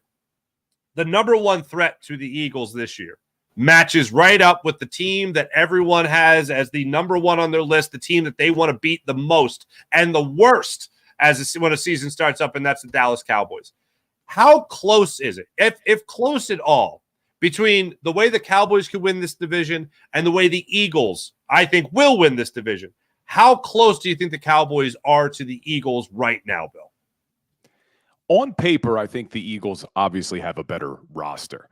But the reason that I think it's close is because of what we've seen over the last 20 years. There has not been a repeat NFC East winner.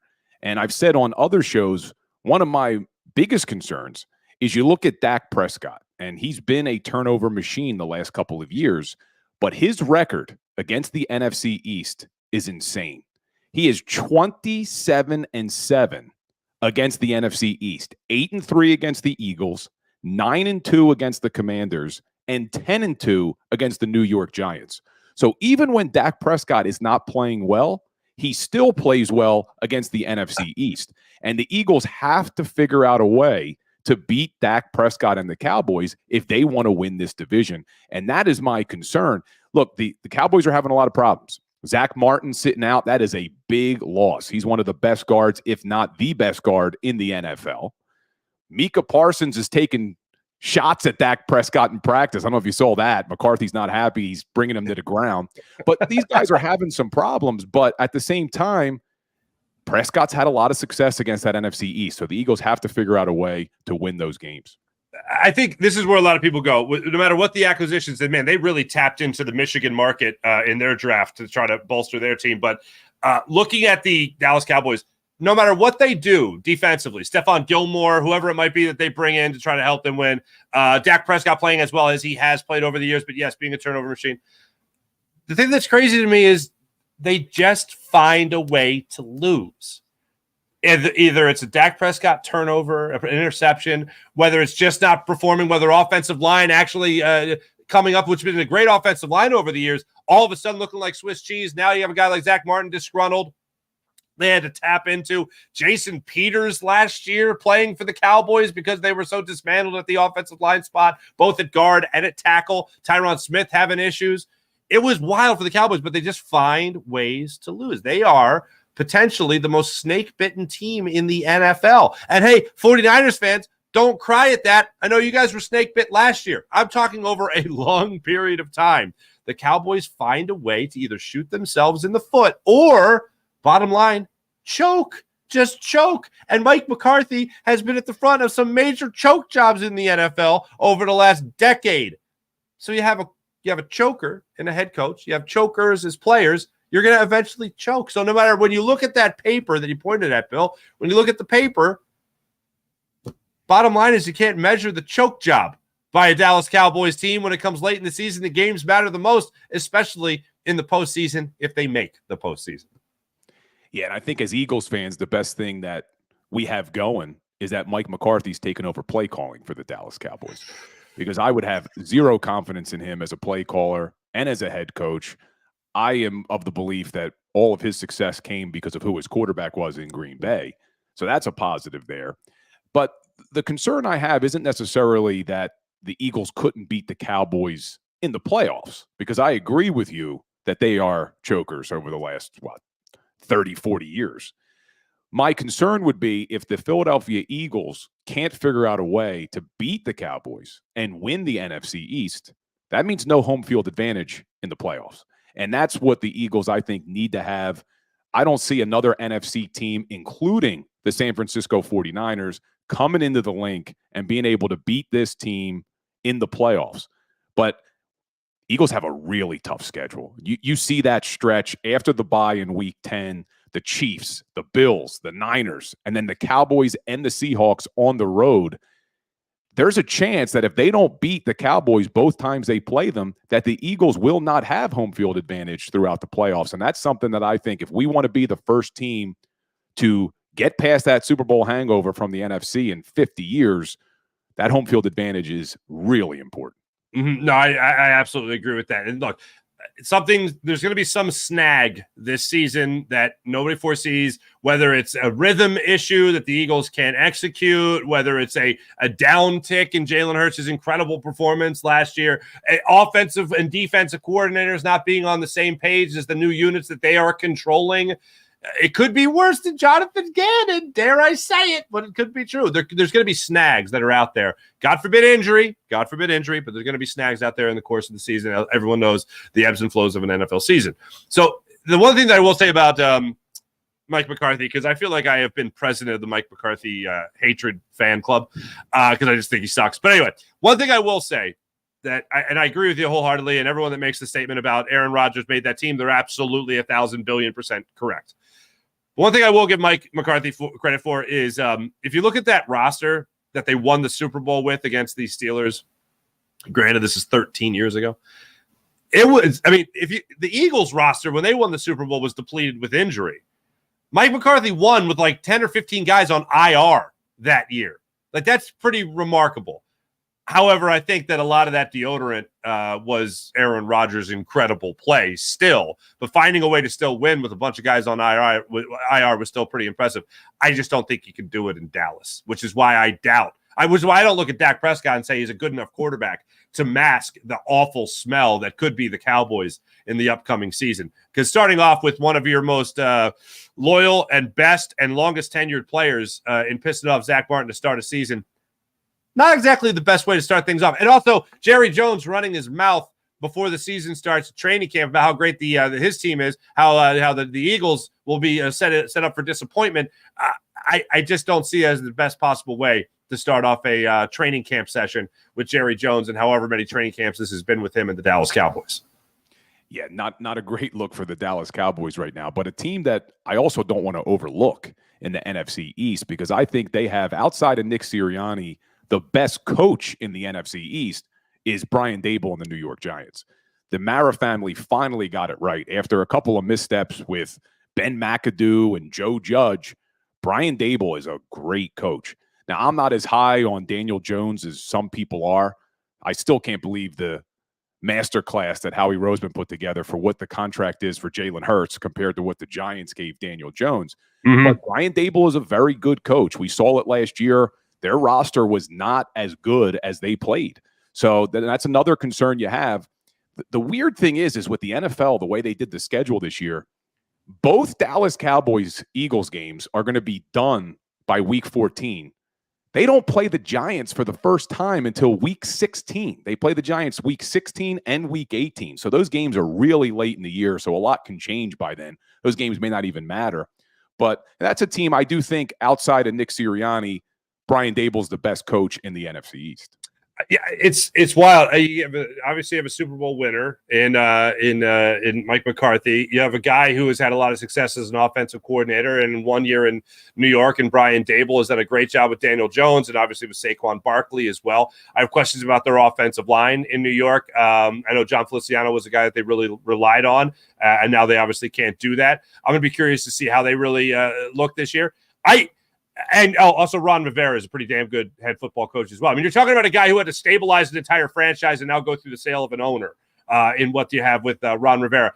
He's the one thing that I think Washington can be proud of over the years is how he has handled his situation there in D.C.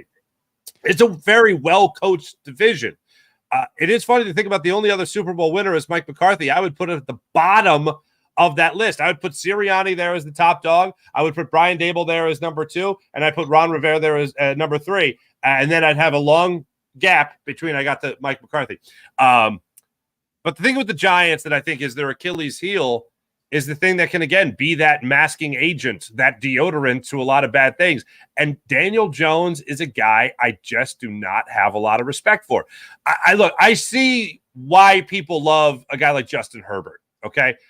I'm not Justin Herbert's biggest fan. I might be his biggest detractor. But I respect him for what he is, and I understand that I'm just missing something when I look at Justin Herbert. I'm not a big Justin Herbert guy. But people that build up Daniel Jones, if Daniel Jones wasn't playing for the New York Giants, do you think so many people would be saying nice things about him? The answer to that question is no, absolutely not. And the fact that he is playing in that market with that head coach, with that running back, makes him look a lot more attractive to the rest of the league. He is wildly overpaid right now. And when push comes to shove, we talk about Dak Prescott being a guy that'll choke. I don't even think it's a matter of Daniel Jones choking because I just don't think that he is that good. Dak Prescott can go off and have himself a day. He can have himself a game. Daniel Jones, he's got to be a great point guard. He doesn't have to be a great quarterback. He's really got to rely on the guys around him. Jalen Hurts could be that point guard. He could be that great quarterback, obviously. That's how he was runner-up for the MVP. That's why he's the 3rd best player in the NFL, according to the players. 2nd best quarterback, right? I don't look at Daniel Jones, and I don't look at the Giants because of Daniel Jones as if they're a major threat. A team that catches my attention more, and it has to do with their defensive ability because they have a defensive head coach, and they have a very well-experienced defensive coordinator in Jack Del Rio. The Commanders are a team that I don't think scares me because no team in the NFC scares me. But they're a team that I could see sneaking up and be a thorn in the side of the Eagles this year. And we'll get to the Eric Bieniemy story in a second. But when I look at this Washington team right now, there is something about them, probably just the way they're coached, probably their defensive experience. That's a team that raises my eyebrows that I think will just be that nuisance like they were last year in the first time they placed Washington. No matter what the Eagles did, they couldn't win that game. I see the Commanders being a team that'll just be annoying as all hell to the Eagles this year. Well, you don't want to put the Giants in that category because of their quarterback. The Washington Commanders are going to be playing with Sam Howell. So I don't have as much concerns about the Washington Commanders that you have. I just think their quarterback play is not going to be even as good as Daniel Jones. I agree with you. I don't think Daniel Jones is going to win the Giants games. If they win, it's going to be because of other players and coaching. But yeah, the Washington Commanders, they have a good defense. And I know the Eagles' only regular season loss with Jalen Hurts came to the Commanders, but the Eagles beat themselves that game with turnovers. That's not a team that really concerns me. And Ron Rivera, as good of a coach as he's been putting his foot in his mouth a lot the last couple of years. He had to apologize last year for comments he made about the quarterback position. He had to just read that public statement, which we'll get into soon, about Eric Bieniemy. So that whole organization, I know they're changing hands and switching gears for 1 second. What a violation. He should not be allowed to own the Washington Commanders and the Philadelphia 76ers. It's bad enough he already owns the New Jersey Devils, but should a Josh Harris be able to own the 76ers and the Commanders? I mean, I could go on all day about this. I can't stand it. So are you going to have Eagles players at Sixers games ringing the bell? They could. That pisses me off. He shouldn't be allowed to buy the Washington Commanders. Here's what I'm at. He's just a businessman. That's all he is. He's a businessman. He's a businessman doing businessman things. He's making acquisitions, baby. That's what he's doing. I don't like it. I don't like that he has an investment in our fan base as well as our rival fan bases. That drives me crazy. If our rivals win in another sport, he benefits. I don't want him benefiting from anybody but Philadelphia. I want, when we're down in the dumps, I want him being down in the dumps. Now, being worth $5.8 billion, that might help prevent you from being in the dumps, but I still rather not him win. I understand what you're saying, but I have chalked it up to the guy's just a businessman making businessman decisions. Yeah, I agree. I'm just sour about it. No, I don't blame. Real quick on the Eric Bieniemy thing, because we'll get into it more later, but I do want to say this. could this be the reason? There's the first thing that popped to mind. Look, yes, Ron Rivera with Carson Wentz and the quarterback situation last year certainly put his foot in his mouth. This year he did it on, I think, back-to-back days where he tried to talk about Eric Bieniemy and tried to say something that was positive. It came off as a horrible negative. And then he had to read from a prepared statement about what Eric Bieniemy was to him as an offensive coordinator. Eric Bieniemy has come out and he said, look, this is the way I coach. In case you missed the story, coaches or players said they were concerned about the way Eric Bieniemy was coaching them. Too nasty, too intense, too intense. A quarter or a coach in the NFL. So Eric Bieniemy, to his credit, said, "This is who I am. I have no other gear other than this." Is he already rubbing guys like Sam Howell the wrong way in DC? Because that's what it sounds like. It's possible, and I mean, you've heard stories about Andy Reid and Andy Reid's training camps. As much as a player's coach that Andy Reid was, his training camps were hard.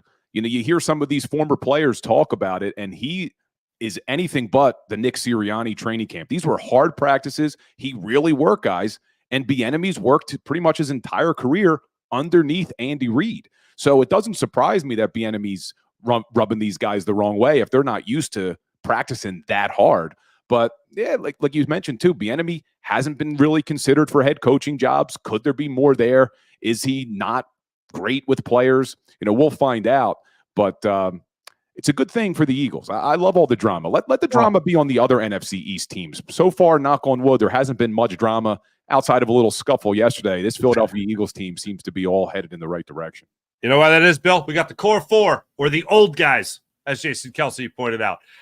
Coming up, Mike Gill, ESPN 97.3 South Jersey, will be joining us talking all things Eagles coming up in a minute. We'll be right back with Birds 365.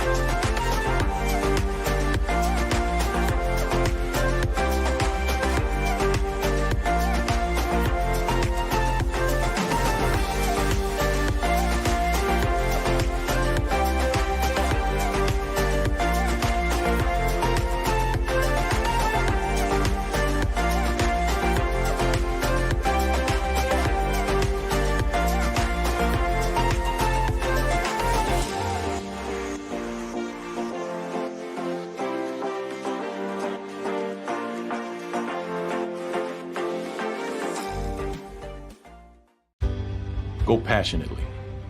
Go fearlessly. Go confidently. Go Birds! Go confidently towards your goals with First Trust, Philly's hometown bank for nearly 90 years, and the official bank of the Philadelphia Eagles. We're focused on getting you over the goal line. So go with conviction. Go with trust. Go Birds! And go forward with us by your side. First Trust Bank, the official bank of Philadelphia dreams. Oh, and go Birds.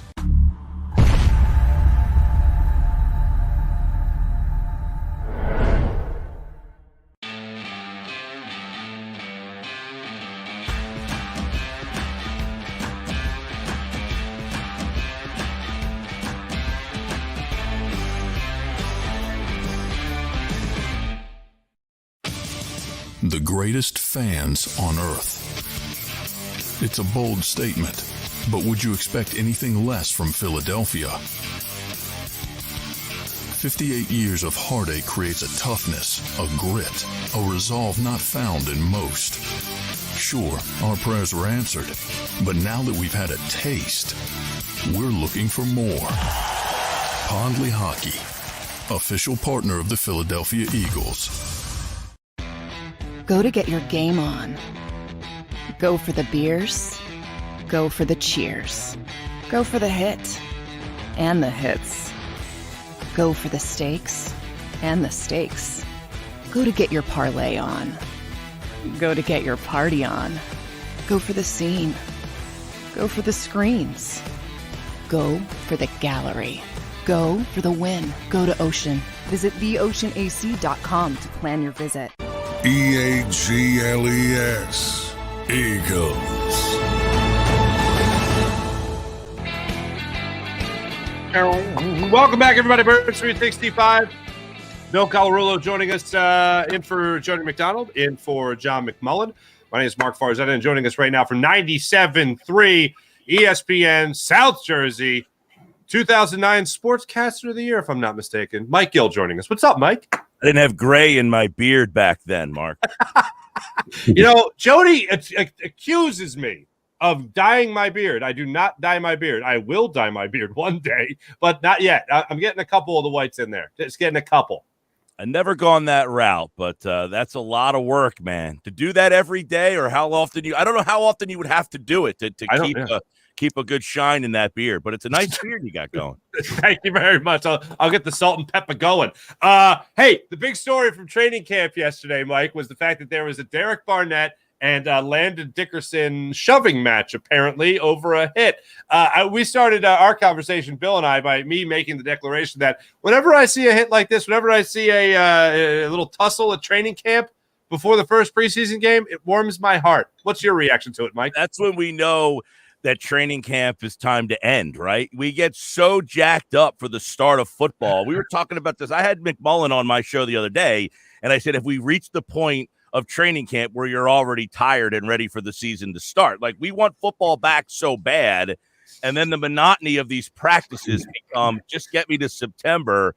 I'm down the shore, man. We don't want the summer to end, but the fight at training camp is the first sign of this is taking too long. Get us to the games matter. Keep in mind, they play Saturday night, and then on Monday, the Browns are coming here. They're going to be doing those joint practices, which now have become more important than the actual games. So how much playing time are guys going to play Saturday night that then need to bang bodies again on Monday and Tuesday, or whenever the Browns, I think the Browns are getting here Monday. They play Thursday night. So they're going to do a couple joint practices and then play Thursday. So we have reached a point where how much is too much, even with 3 preseason games, the way these joint practices have become almost bigger than the actual games.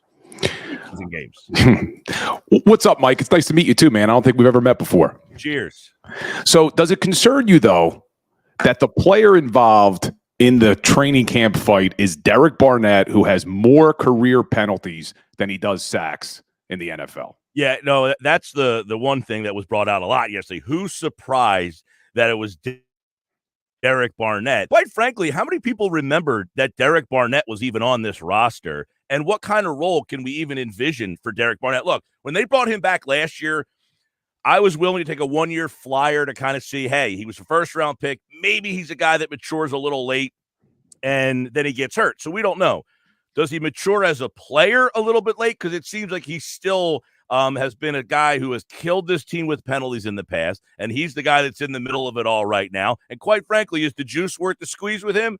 Probably not. And you wonder, is there one of those young guys that is standing behind him just kind of waiting to take that role? Because what kind of role, how big of a role is Barnett going to have, and what kind of message would it send that, hey, this guy was a first-round pick, we signed him to some money, but he's not getting it done, we're moving on. And that would be something that championship level organizations, that's the kind of move they make. Mike, you mentioned the conversation you had with John McMullen. I heard that. Were you, I don't know if I caught it in your voice or not, when he said Kenny Gainwell is RB1 right now and it's not close. Yeah. What were you as surprised as I was to hear that? I was.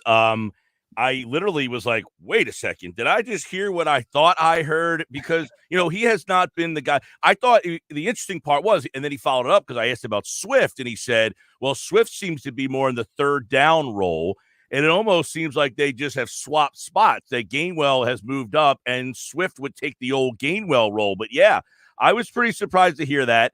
And I think, for me, I've talked about this a lot, that I find it hard to believe that if Rashad Penny's healthy and you're watching him at practice, that you wouldn't say, this guy's the best guy we got. If Gainwell has flashed that much, that's a pretty exciting comment from John, because now I don't know how much the Eagles trust Penny's health and they're just trying to keep it slow with him. Penny came out and talked about he feels like he has the weight down, and the weight problem has been why he's gotten hurt, because he's carrying so much on his legs and ankles. He broke his leg. He tore his ACL. So I think Penny is such an interesting story. But if Gainwell's at the top, that must mean they went from last year where they didn't trust him a lot at all to then giving him some more trust in the biggest games of the year and then carrying that trust over to this season, which is pretty cool. And they got a talented running back room. But if Gainwell's the most talented, what does that say about how talented that room is? Yeah, but what do you think? I mean, Kenny Gainwell's 5'9", 200 pounds. I know that in Nick Sirianni's career, offensive coordinator in Indianapolis, they've always had a lead back who got a majority of the carries. They had Marlon Mack, Jonathan Taylor, and then 2 years in Philadelphia, it's been Miles Sanders. But even if Kenny Gainwell is the quote-unquote starter, do you think we're going to see any running back get a lion's share of the carries, or is this really going to be a running back by committee? That's an interesting, thought, Bill, because they did have Sanders for 2 years, and you talked about his history here. What does Nick Sirianni, because I think Sirianni does have some say in the way that he wants some things. We've kind of heard that from him. Like, these guys are going to call their game, but they're going to call it kind of the way that I want to see it done. So he kind of hinted at earlier in training camp at one of the press conferences that, yeah, we want to try to find a Miles Sanders, but is that definitive? Is there not a guy on this roster that is the guy? Look, keep in mind, I think Eagles fans remember Swift had a big game against them. Week 1, he had like 144 yards. He had a huge game. He didn't have a game close to that the rest of the season. So is he a lead kind of back? Probably not. Like, by the middle of the year, he had some injury problems in Detroit last year, but by the time he got back, he had kind of been like third or even fourth on their depth chart. There's a reason that Detroit was willing to kind of move on from him. I know that the running back position is a weird situation right now with pay and all that stuff, but he was still a guy that they were kind of willing to let go.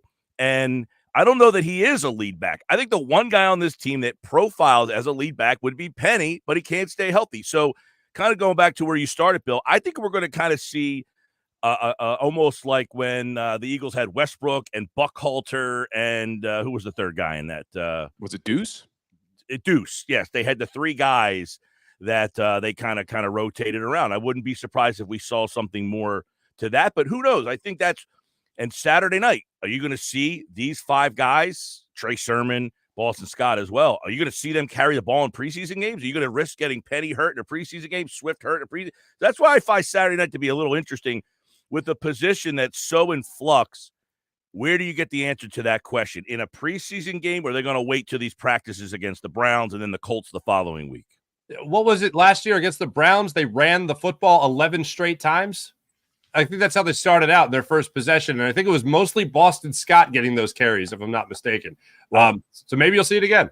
Yeah, and look, I think that Saturday would be interesting because somebody has to carry the ball. Now, it might be Kennedy Brooks, right? It could be Kennedy Brooks who gets 13 or 14 carries in that game. But you would think if you got 5 running backs on your roster, some of those 5 have to get touches in that game on Saturday night. So that is one area Saturday that I think the fans, we like to watch skill players. We're not going to sit there fixated on who's playing. Well, right guard seems to be Cam Jurgens, but we're not going to sit there and be fixated on that. We want to see the skill position players and what those battles look like. I would imagine running back, you're going to get at least a chance to evaluate.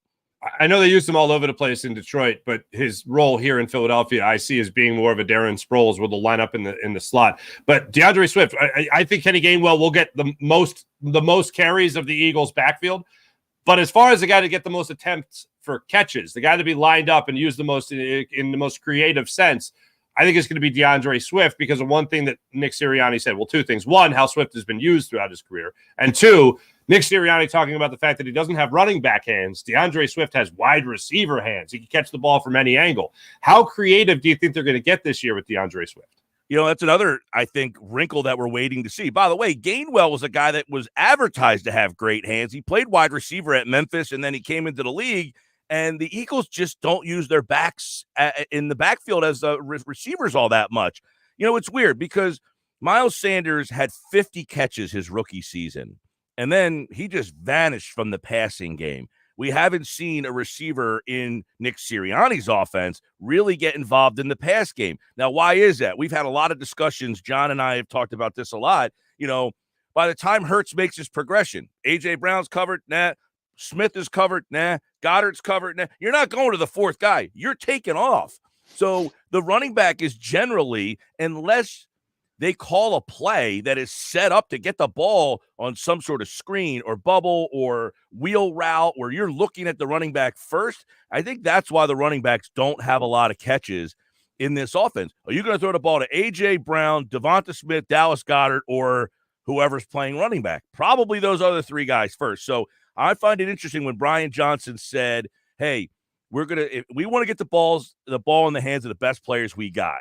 And as he was making a general statement about the running backs catching the ball, because they said at Florida, his running backs caught the ball a lot there. Well, he probably had better running backs than he had pass catchers. So where do they fit on the chart? I don't anticipate seeing some guy catch. He's not going to be Austin Eckler catching 75 passes out of the backfield, I would imagine. Probably somewhere in that 30 to 40 range. Let's stick to the running back room, Mike, real quick. So there's basically 5 guys probably competing for 4 spots. But you got Kenny Gainwell, 5'9", 200 pounds. DeAndre Swift, 5'9", 208. Boston Scott's only 5'6", 203. So the 2 big guys in that running back room are Rashad Penny, who's 5'11", 220. And then you have Trey Sermon, 6 feet, 215. Do you think Trey Sermon is going to have a role on this team? They kept him around all year last year on the active roster. They didn't want to risk putting him on the practice squad and another team picking him up. Do you think Trey Sermon makes this team? He's an interesting guy because of his size, and you're right. What was the big, Mark, this where somebody says something in May, we're trying to take anything we can in May to be like, oh, Nick Sirianni mentioned, he said Trey Sermon's name. He didn't say anybody else's name, but he said Trey Sermon's name. What does that mean? Let's try to read the tea leaves on that. Could mean nothing. I mean, right now, Boston Scott, interestingly enough, is the highest paid running back on this team. So does that mean he's more inclined to stay? Or because he's the highest paid guy, does that mean he's more inclined to get cut? He also has the most experience of all the guys on this team. So do they feel like, hey, he's not our guy, but if somebody gets hurt, we know he can fill the role. He's kind of like that security blanket. So that's where Sermon might be the odd man out, because I can't imagine they keep all 5 of these guys. And if you're going to keep 4, I would think Scott would be the guy they feel more confident in, hey, this guy's missing 2 weeks. He's got a bad ankle, and Boston Scott knows the offense. And hopefully it falls against the Giants. That would be perfect. But if you just absolutely said, hey, for 2 weeks, I know I can trust him. I don't know about Trey Sermon. That's why I think he's probably a long shot to make the team. Now, what is Penny's role? Does Penny hold up? Do they say, you know what? We don't know that we could trust him. Does he get nicked up? Is he healthy between now and the cuts? That could be a big role, because if he somehow between now and then gets banged up and they're like, here we go again, maybe they feel more comfortable saying, you know what? He's always hurt. That's who he is. We're just going to move on from him, and we'll keep Sermon. So I think it's a fluid situation based on, believe it or not, these games, they might not have a lot of impact anymore, but there's a lot of things that happen in these joint practices that will determine who makes the team at running back. Mm-hmm. No, I agree. And to your point about Rashad Penny, I don't think there's any question how talented guy is when he's healthy. But I think one of the things the Eagles are going to do, and this goes to the point about why I think a guy like Kenny Gainwell is going to lead the team in carries, is because I think even if Rashad Penny's healthy, he's going to be healthy because they're not going to use him a lot. I don't want to use the term sparingly. They're going to slightly above, in case of emergency, break glass, and they'll access Rashad Penny to break off a big run, get in a goal line situation. They'll limit his production, but they'll still use his production.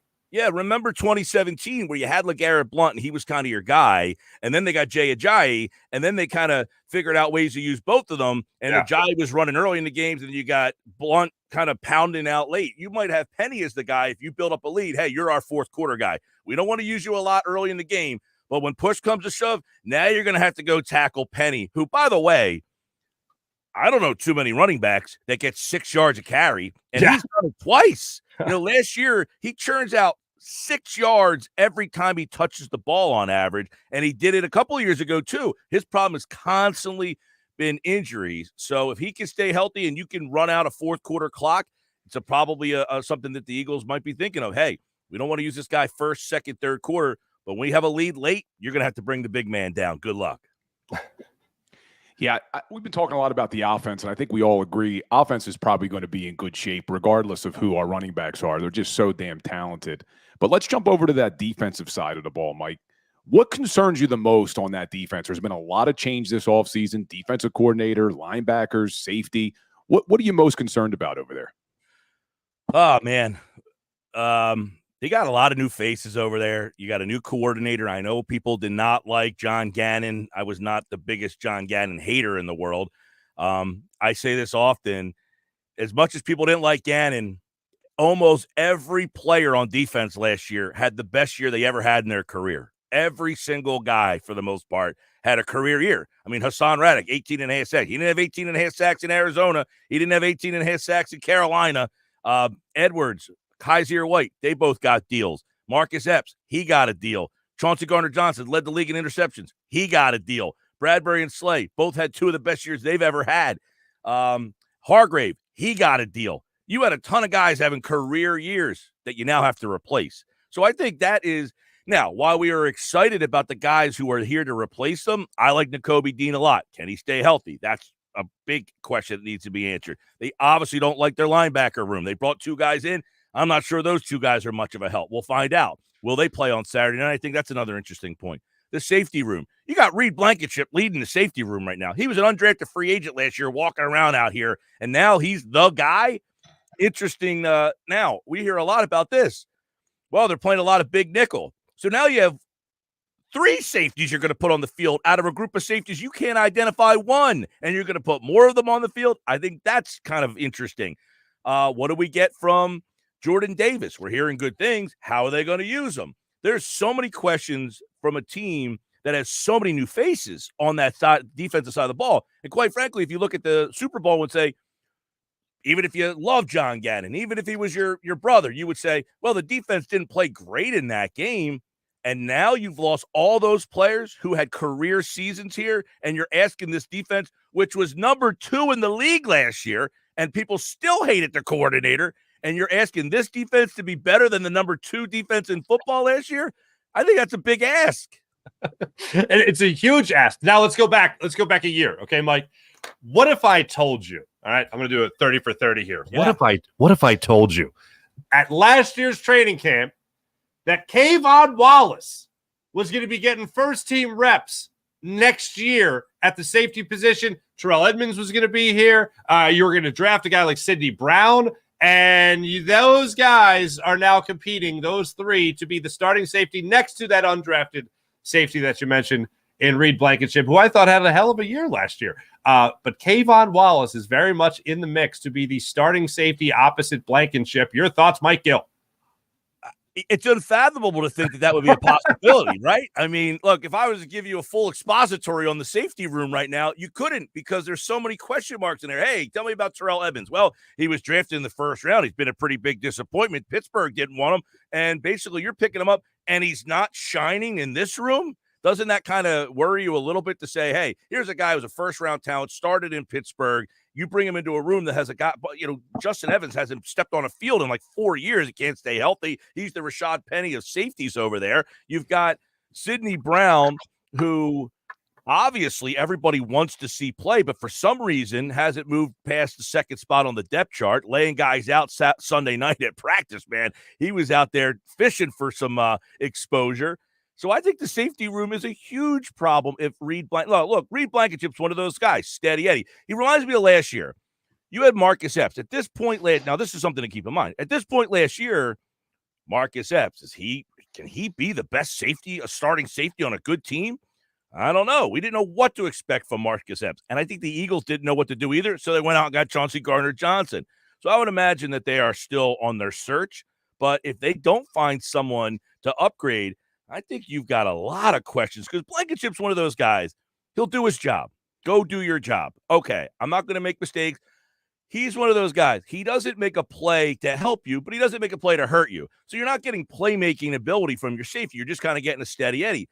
They got to find their Chauncey Gardner-Johnson, and I don't know that he's on this team right now. That's for sure. Do you guys see a Chauncey Gardner-Johnson playing that position? That guy had 6 picks last year. He led the league in interceptions. He missed 5 games. Yeah, no, to answer your question, I don't. Bill, I don't know about you, but I don't see that yet. How important is it to have that guy? Mm-hmm. Like when on a team that doesn't have a lot of playmaking at linebacker, somebody has to be a playmaker, and they don't have them right now. Well, let's talk about something positive with that defense because it's all been negative, but let's talk about something positive. That defensive line looks like they are extremely deep. So they had 70 sacks last year, set a team record, come too shy of the NFL record. Do you see them having a chance with the additions of Jalen Carter, Nolan Smith, being able to come close or even surpass those 70 sacks they had last year? It's a tough ask, man. Again, you're everybody's frustrated with the coordinator because he didn't blitz enough. And I don't know that you're going to see Sean Desai blitz any more than John Gadden did because he probably has a similar mindset. We have guys up front that can get the job done. Javon Hargrave, double-digit sacks. Brandon Graham had more sacks. There's another guy had a career year, by the way. Brandon Graham had more sacks last year than he ever had in his career. Are you going to ask Brandon Graham again to have double-digit sacks a year older? I think that's hard to kind of fathom. Josh Sweat, another guy, had a big career year last year. Is Josh Sweat the guy that we saw last year? Is he somewhere right below that? Is he still peaking? I think that needs to be questioned. How much you getting from Jalen Carter? Hassan Reddick had 18.5 sacks last year. He getting more than that? That's a big ask, don't we think? I mean, even if he gets 15.5, every guy has to either match or surpass what they did a year ago. I think that's a pretty big ask. So to see this team getting that many sacks, I got to say, I think it's pretty far-fetched, which means you got to have some more talent on the back end. If you're not getting as much on the front as you got a year ago and the people still complained, how are you going to compensate by having less on the back end? Keep in mind, Slay, a year older. I'm not saying he's cooked, but he's a year older. Bradbury's a year older. You got questions at safety.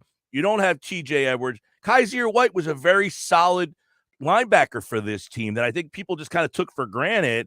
Now he's gone. You're asking Nakobe Dean to do a lot, man, in that spot, and I don't know who's playing next to him. So, again, if you can't get 70 sacks, you better be better on that back end, and I don't know that that's the case. Real quick, I want to get this in. It is officially that time of year, guys, where Nick Sirianni, right before the first preseason game, says he doesn't know if he's going to play his starters or not. So that's where we're at. That's according to his press conference. People are tweeting that out right now. So it's pretty much par for the course. Secondly, I want to flip it back on the offensive side of the football for you, Mike. Last question for me. Is this, we're kicking this around, Bill and I, is this the most athletic offensive line you can remember in Eagles history in terms of guys that'll be able to get off the line of scrimmage and make blocks downfield? Oh, I mean, Lane Johnson was a quarterback. Cam Jurgens played tight end. Didn't Jurgens, wasn't he a tight end originally? Tight end. They moved him to center. Landon Dickerson, he's a guy who can play up and down the line. My Mailata thing is funny. Like, maybe it's funny to me. I don't know. But who looked at that guy? He's out there just running dudes over. Not that I'm asking him to play running back.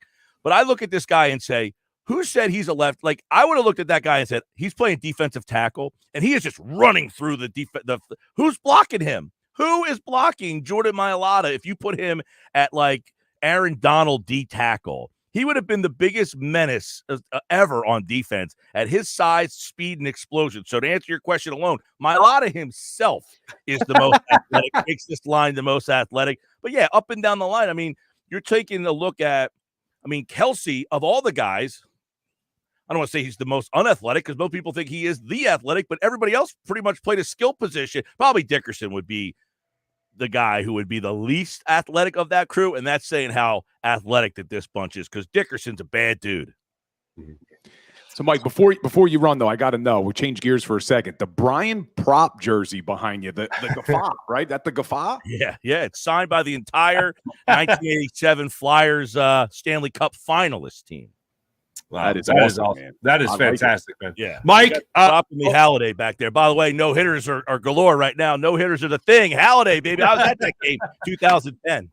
Oh, wow. That's awesome, man. No, it was incredible. It's such a great night in Philadelphia. You had a training camp fight and a no-hitter in the same day. I mean, come on. And the man hits a home run in his first ever major league at bat in the day. And Castellanos, by the way, hit his 200th home run last night. That got lost in the sauce. It was one of the more magical nights in Philadelphia sports history with all the things going on there in South Philly.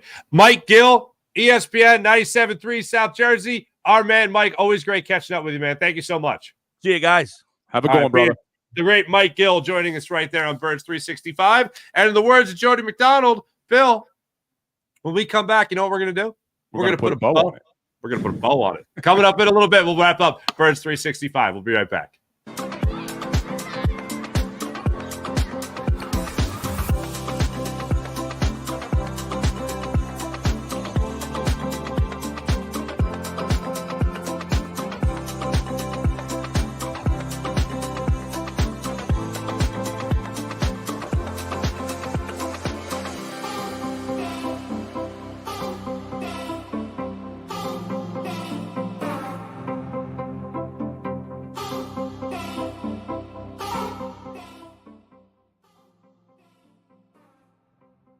If you own a company and you're not producing a podcast, you're missing out. The public consumes messaging when they're ready. Join the professional podcast network of companies and let JAKIB Media Partners put you in the podcast arena. Come to our professional studio or we'll come to your place of business and professionally produce your company podcast. Call JAKIB Media right now at 267-261-3428. 267-261-3428. Heading down the shore. Have a ball once more. Here, imaginations run wild and time stands still. Because here, you can find the best of the Jersey Shore, all on one 5-mile island. So leave the old you behind and get lost in the woods. Wild, wild, wild wood days.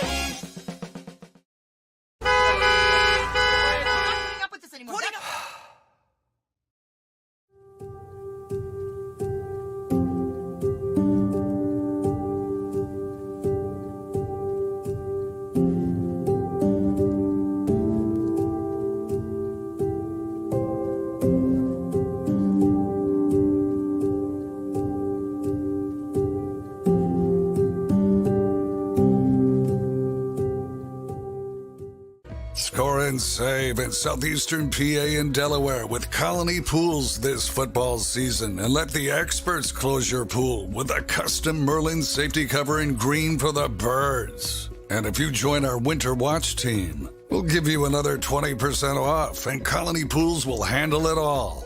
Keep your tiles on your pool, not in your pool. Fly with Colony right now, Birds fans. Visit flywithcolony.com.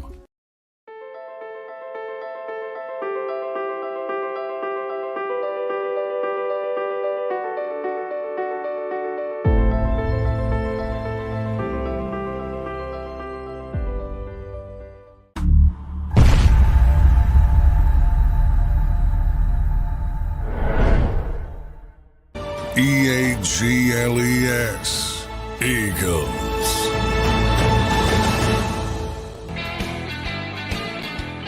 Oh, my goodness. Okay, so we just talked about the no-hitter last night, Bill. So just real quick, I didn't realize this.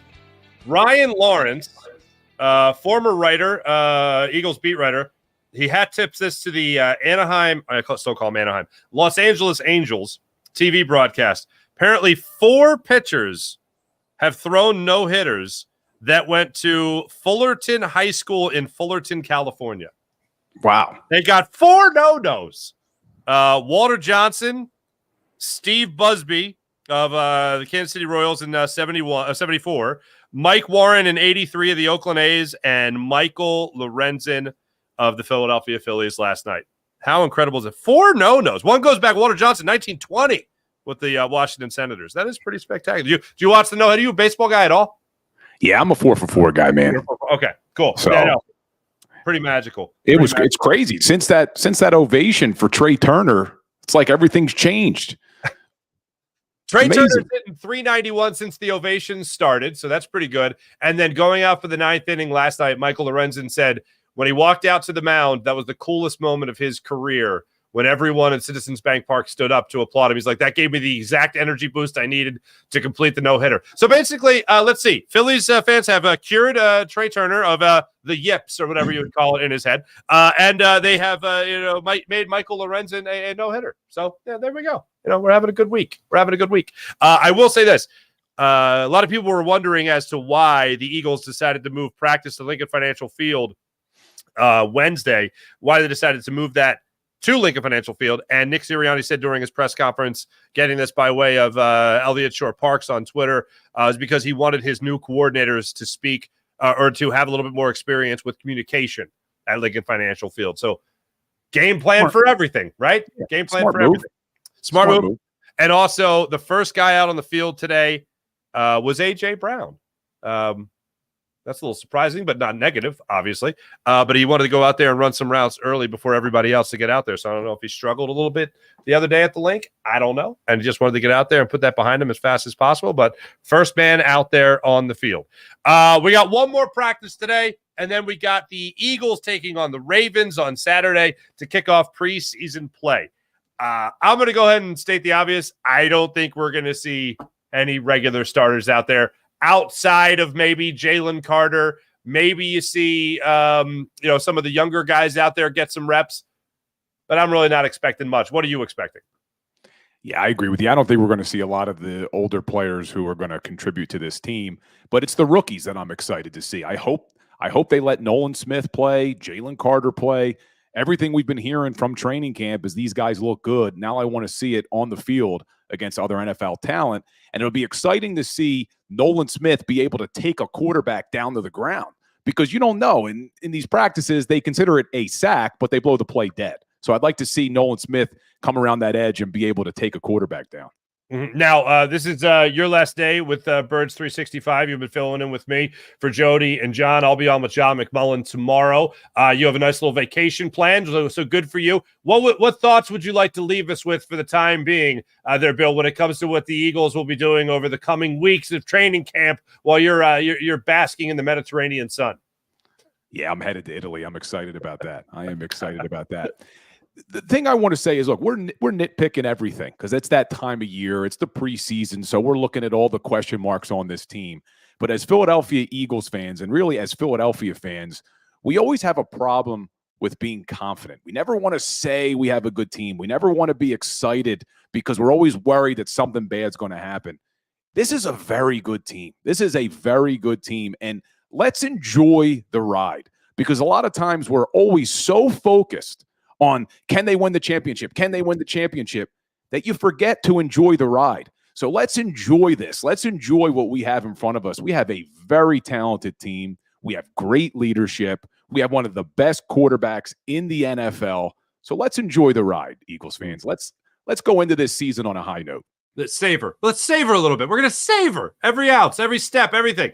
I couldn't agree with you more. And as far as Saturday goes, if I get an opportunity to see Nolan Smith play at the NFL level, albeit in preseason, whatever, I'm going to be really excited to see Nolan Smith play at the NFL level. If I get an opportunity to see Jalen Carter move bodies around the way Jordan Davis was in his first preseason game and getting to see him crack through an offensive line with some push, I am going to be very excited. If I get an opportunity for Kayvon Wallace to make some plays in the preseason, the way I saw a guy like Reed Blankenship make plays in the preseason last year and solidify his spot on the roster for the upcoming season for last year, then I'm going to be very excited to see that. So I think there's going to be a great opportunity here, as there usually is every single year, for young guys to make the impression. That's what the preseason is there for. I know it's only preseason. I know it's only like an appetizer to the appetizer, but that doesn't mean I don't enjoy my apps. I do enjoy my appetizers, and this one right here is going to be a fun one against the Ravens. Anything for you. There is a little something for me. Any streak that is a long-lasting streak, for instance, 23 preseason games in a row for the Ravens, I want the Eagles to be the team that ends that streak. As dumb and as meaningless as it is, I want the Eagles to be the ones to snap it. Does it do anything for you, Bill, to see the Eagles snap a 23-game preseason game win streak? I'd love to agree with you, but I really don't care about it. I'm surprised. I mean, it's a shocking stat, because it's ridiculous. You're playing players that don't even make the team. The fact that they've won so many games, but whether the Eagles win the game or lose the game, I just want to see, number one, they get out of it healthy, and number two, we see some of the guys we're waiting to see play well. Yeah, I find it so funny. Like, it's like I don't care if somebody has that streak, but I would just like the Eagles to break it. To be the like, one it's just Just be the thorn in their side. Just be the thorn in their side. That's all I'm asking. Bill, this is so much fun, man. Great job by you co-hosting the show with me, man. A lot of fun working with you. Make sure you guys are checking out Legal Hands to the Face. Any new episodes dropping while you're in the motherland? I post daily content on all our social media channels. So head on over to Instagram, TikTok, Facebook, even here on YouTube Shorts. And I'll post content every single day. So hopefully I'm going to be doing the same thing with maybe a better backdrop, little Colosseum, Florence, maybe some Venice canals. So be sure to check out Legal Hands to the Face on all your social channels. There he is, Bill Colarulo, joining us on Birds 365, Legal Hands to the Face. My name is Mark Farzetta. I'll be back with you guys tomorrow with John McMullen. He'll be in for the entire show, so I look forward to breaking down all things Eagles from practice today with John McMullen right here on Birds 365. For Jody McDonald, for John McMullen, of course, and Bill Colarulo as well. Great, and thank you for joining us here throughout the last couple of days, and we'll be back with you guys tomorrow. See you then. You've been listening to Birds 365, the destination for the passionate Eagles football fan who bleeds green. If it's Eagles football, we're talking about it. Debate inside the locker room and guests that are some of the greatest football minds from around the region. We hope you enjoyed the show. We know we had a blast. Make sure to like, comment, and subscribe, and we'll be back soon. But in the meantime, hook up with us on social media at JAKIB Sports. See you next time on Birds 365.